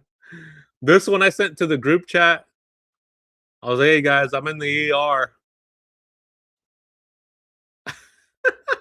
I'm naughty. Says Flo. This one I sent to you guys. That's funny.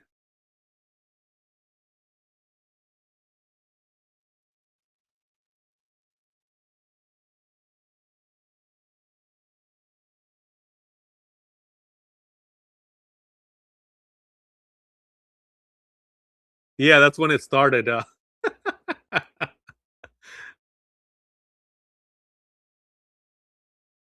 No, don't do it. Which one? Don't do what? Native girl.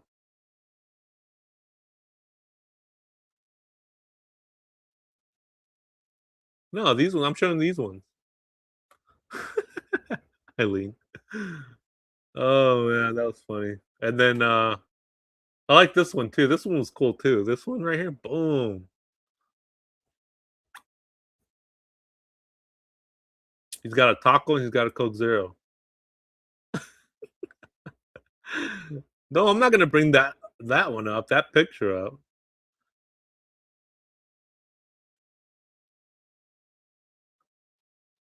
That's funny, the ponytail. It's like an inside joke because I think you guys were saying that you guys can see me as like having a ponytail for some reason. I'm like, what? A ponytail kind of guy. Oh my goodness, that's funny. That is funny. Oh. All right, guys. That's what I got for you guys for today. I don't think there's any more information. I think all the information has been put out there. I think a lot of the information has been analyzed, has been scrutinized, has been looked at every other which way. And I'm glad I was able to catch up. Usually I would just do this. I wasn't gonna go live. I was just gonna just look at the nice come over. Usually I was just gonna do this and catch up on my own, but I'm really glad that you guys watched the replays with me, and so thank you for that. So let me say thank you, and again, Native Girl, thank you so much for modding. Native Girl is my mod here, and she is my mod for my Discord as well. Let me. So, Goal, thank you so much for your 5 gifted memberships. If you guys got gifted a membership by Goal, make sure you guys say thank you, okay? Seriously, thank you so much, Goal. I really appreciate the love and support that you bring to this channel. Native Girl, again, thank you so much for your 199 super chat. She says, glad you are home from the hospital, here to do a live today. Yeah, I mean, I'll do a live if I'm hooked up to the IV. I'll freaking do a live. If there's breaking news and I'm hooked up to the IV, I mean, because I don't have to show my face or anything. I could just go live and then report on it. Hooked up to the IV. That's how dedicated I am to this case. All right. So, Native Girl, thank you so much, not only for your 199 super chat, but also for modding, for holding it down, and for holding it down on the Discord as well. You're very fair. You're level headed, and so um, I think we are very fair with people when it comes to situations. Flojo, for your $2.99 super sticker, thank you so much. It's a pair of a fist bump, and it says fist bump, boom, boom, boom, and the pair is punching there. So thank you, Flojo. $2.99 super sticker, Native Girl for your super chat, $1.99, and then Gold for your 5 gifted memberships. Thank you guys so much. I really appreciate it. I don't think there's any other new information. I think we've gone over a lot of it. I think it's been saturated and looked at every other which way. So yeah, hopefully we always try to see what the next thing is going to be, if it's going to be an arrest, which we're always hoping for. So it looks like probably February. Probably February is what uh,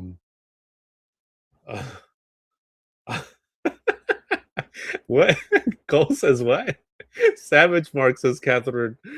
Thank you. At Mark says Native Girl. Cole says I'm crying. Mark doing it live if you're on the drip Ivy. Yeah, I'm going live. Is there? I'll drop everything.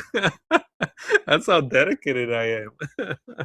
And I hope you guys see that too. I really hope you guys see how dedicated I am to this case for justice for Celeste Rivas, to get awareness out there and to really push this out there in the algorithm, push this out there and see if anybody comes, if anybody has any information, reach out to LAPD robbery and homicide, because your tip could be the one that puts it all together. You never know what however big or small it may be. It's always those tips that say, yeah, I saw Celeste Rivas in April, and that puts the timeline at that time with witnesses. Or I seen her, the last time I've seen her was in January, or the last time I seen her was in July. Do you know what I mean? How insignificant that may sound, but to investigators, that's huge to do a timeline.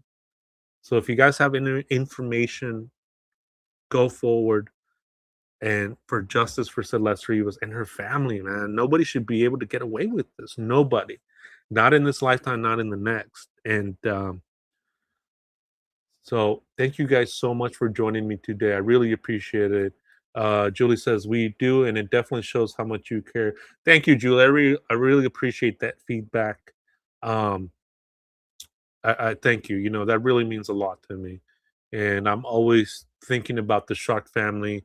I'm always thinking about justice for Celeste Rivas, whether I go to the memorial or to downtown to try to recreate these pictures. You know, hiking boots on the ground. With your help, with your donations, with your help with the support with the channel, I'm able to do this. So I really appreciate that. Thank you guys. Thank you guys from the bottom of my heart. So I gotta Eileen might drop. Yeah, thank you guys. So I gotta do a follow-up with my doctor and go from there. So hopefully we get something in February, hopefully sooner than later. Yeah, thank you guys. You guys, thank you for everything you guys do. You guys have a good day. Stay safe out there. Have your head on the swivel, and call somebody you haven't called in a long time. Tell them you love them. Tell them you miss them. Whether it's your daughter, your boyfriend, your girlfriend, your husband, your wife, your cousin, whoever it may be. Talk to somebody that you haven't talked to in a while and tell them you love them. Tell them you miss them. All right. You guys have a good night. I'm going to leave you guys with some exit music. And again, thank you guys. Have a great night. Bye-bye.